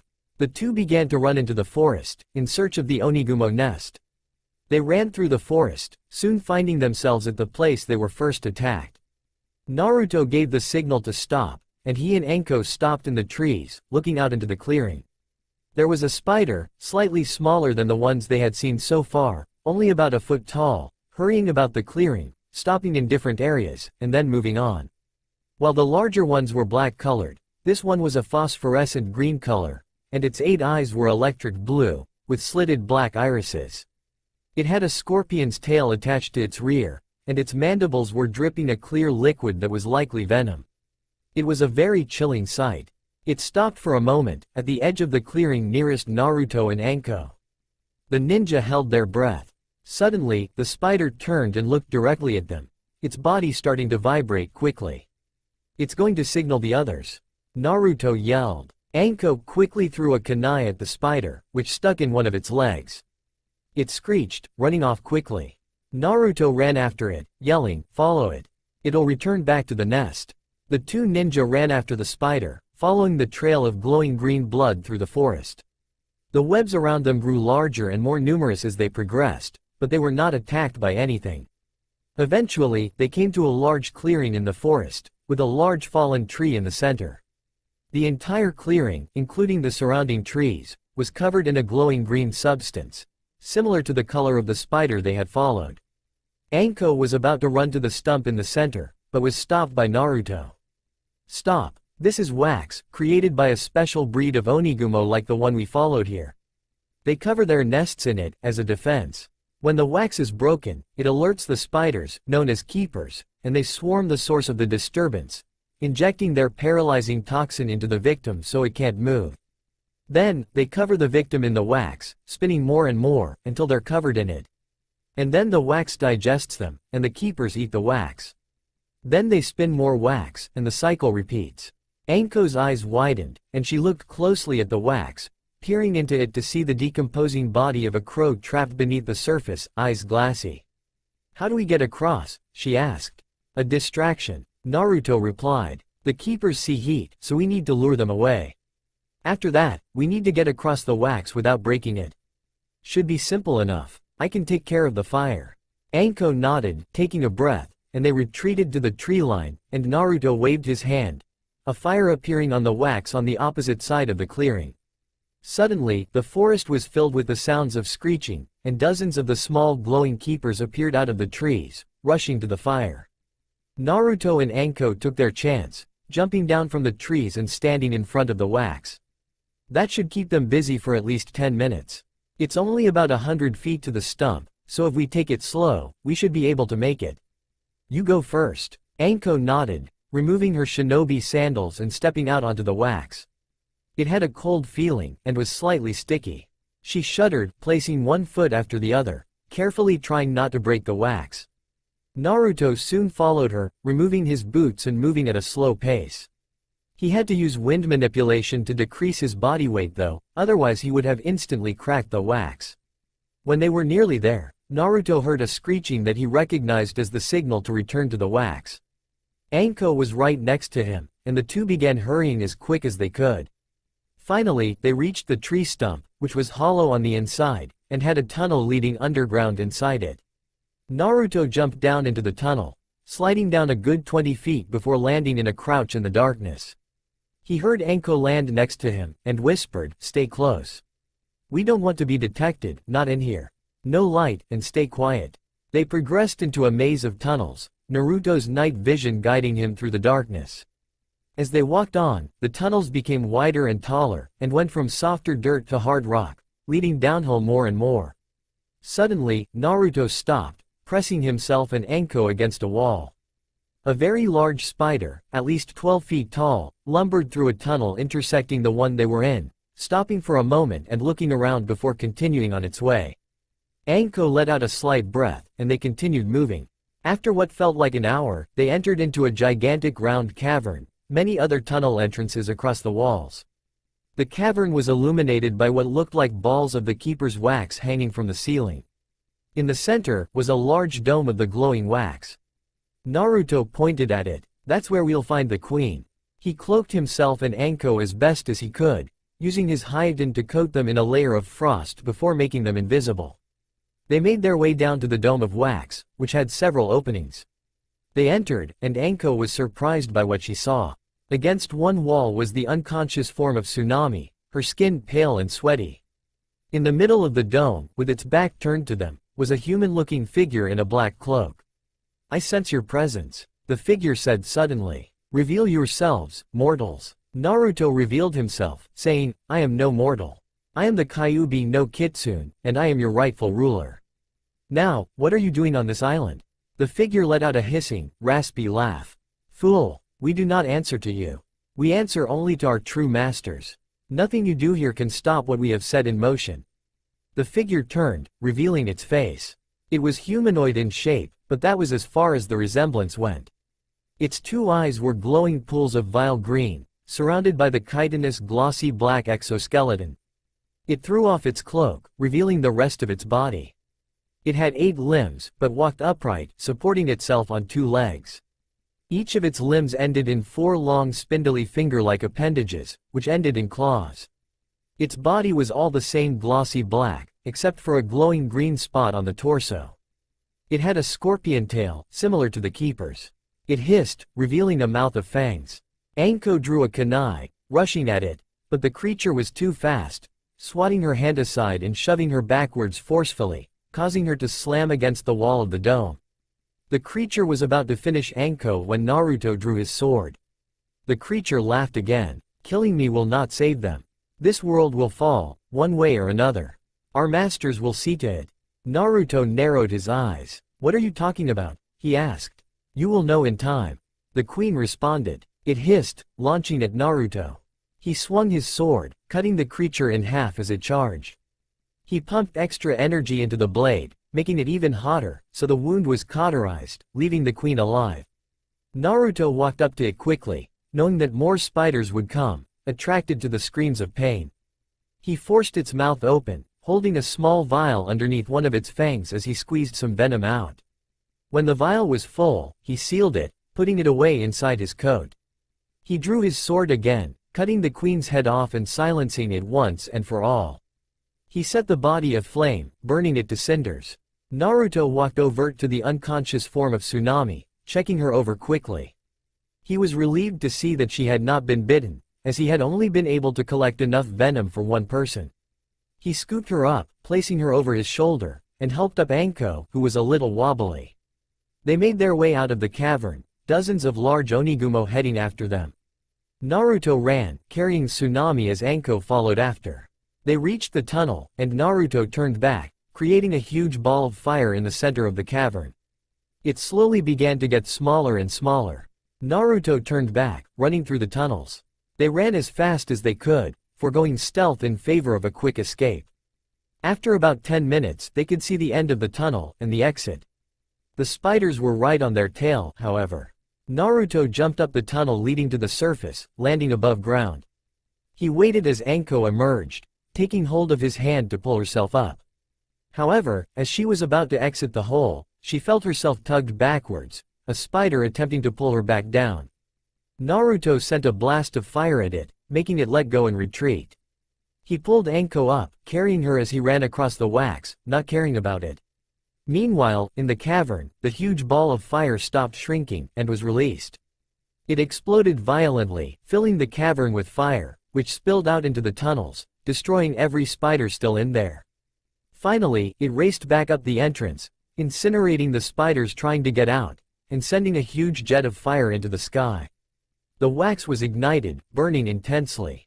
Naruto jumped off the wax right before it was engulfed in flames, landing several meters away. He looked back at the burning nest, smiling in satisfaction.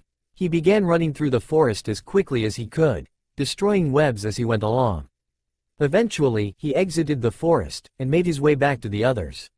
He entered the house, running upstairs where the others were standing by Inari. Tazuna saw Naruto carrying Tsunami, and rushed over to him. You found her. Is she hurt? Did she get poisoned? Naruto shook his head. No, she's just unconscious. He led Anko off his back, setting her on her feet. She winced in pain, collapsing to the floor. Naruto stooped down next to her, asking, what's wrong? Anko moved her trench coat, revealing a large wound on her leg. The skin around it was already turning yellow. I got bit when we were escaping. Shit, I don't have enough venom for this. Naruto yelled. Heal the kid first, then worry about me. Anko said. Naruto nodded. I'll figure something out. Anko leaned her head back against the wall, closing her eyes. Naruto went to a different room to begin working. Naruto came back 20 minutes later holding a syringe in his hand. Everybody looked at him, and Tazuna asked, is that it? Will that cure him? Naruto nodded. Yes. Tazuna sighed in relief. Naruto walked over to Inari, injecting the needle into his neck. Naruto backed away, and everybody held their breath. Soon, Inari's skin began to return to its normal color, and his breathing evened out. Naruto checked Inari, and found that there was no trace of the poison left in his system. He'll be fine, he just needs to get some rest, he said. Everybody let out a sigh of relief. Naruto walked over to Anko, who was still conscious. She looked up, asking, so, what now? Naruto was silent for a moment before he replied, I might know something that could work. But it's extremely dangerous, and I can't guarantee it'll work. It might just speed up the transformation. Anko shook her head. I don't care. If there's any chance you can cure me, I want to take it. I'll endure anything. Naruto looked down. Even if this works, I don't know what kind of side effects it could have on you. You might not even be human when you come out. Anko snorted. Those bastards in Konoha already think of me as less than human as it is. Like I said, I'll endure anything. Naruto nodded. All right, I'll try. Hey, Anko said. If this fails, and I turn into one of those monsters, don't think twice about finishing me off. I won't. Naruto drew a kunai, and slashed his palm. He stopped the wound from closing, and placed the bleeding hand on Anko's leg. He began to reach into Anko's body with his yuki, grasping the poison, and pulling it back into his own bloodstream where he could safely destroy it.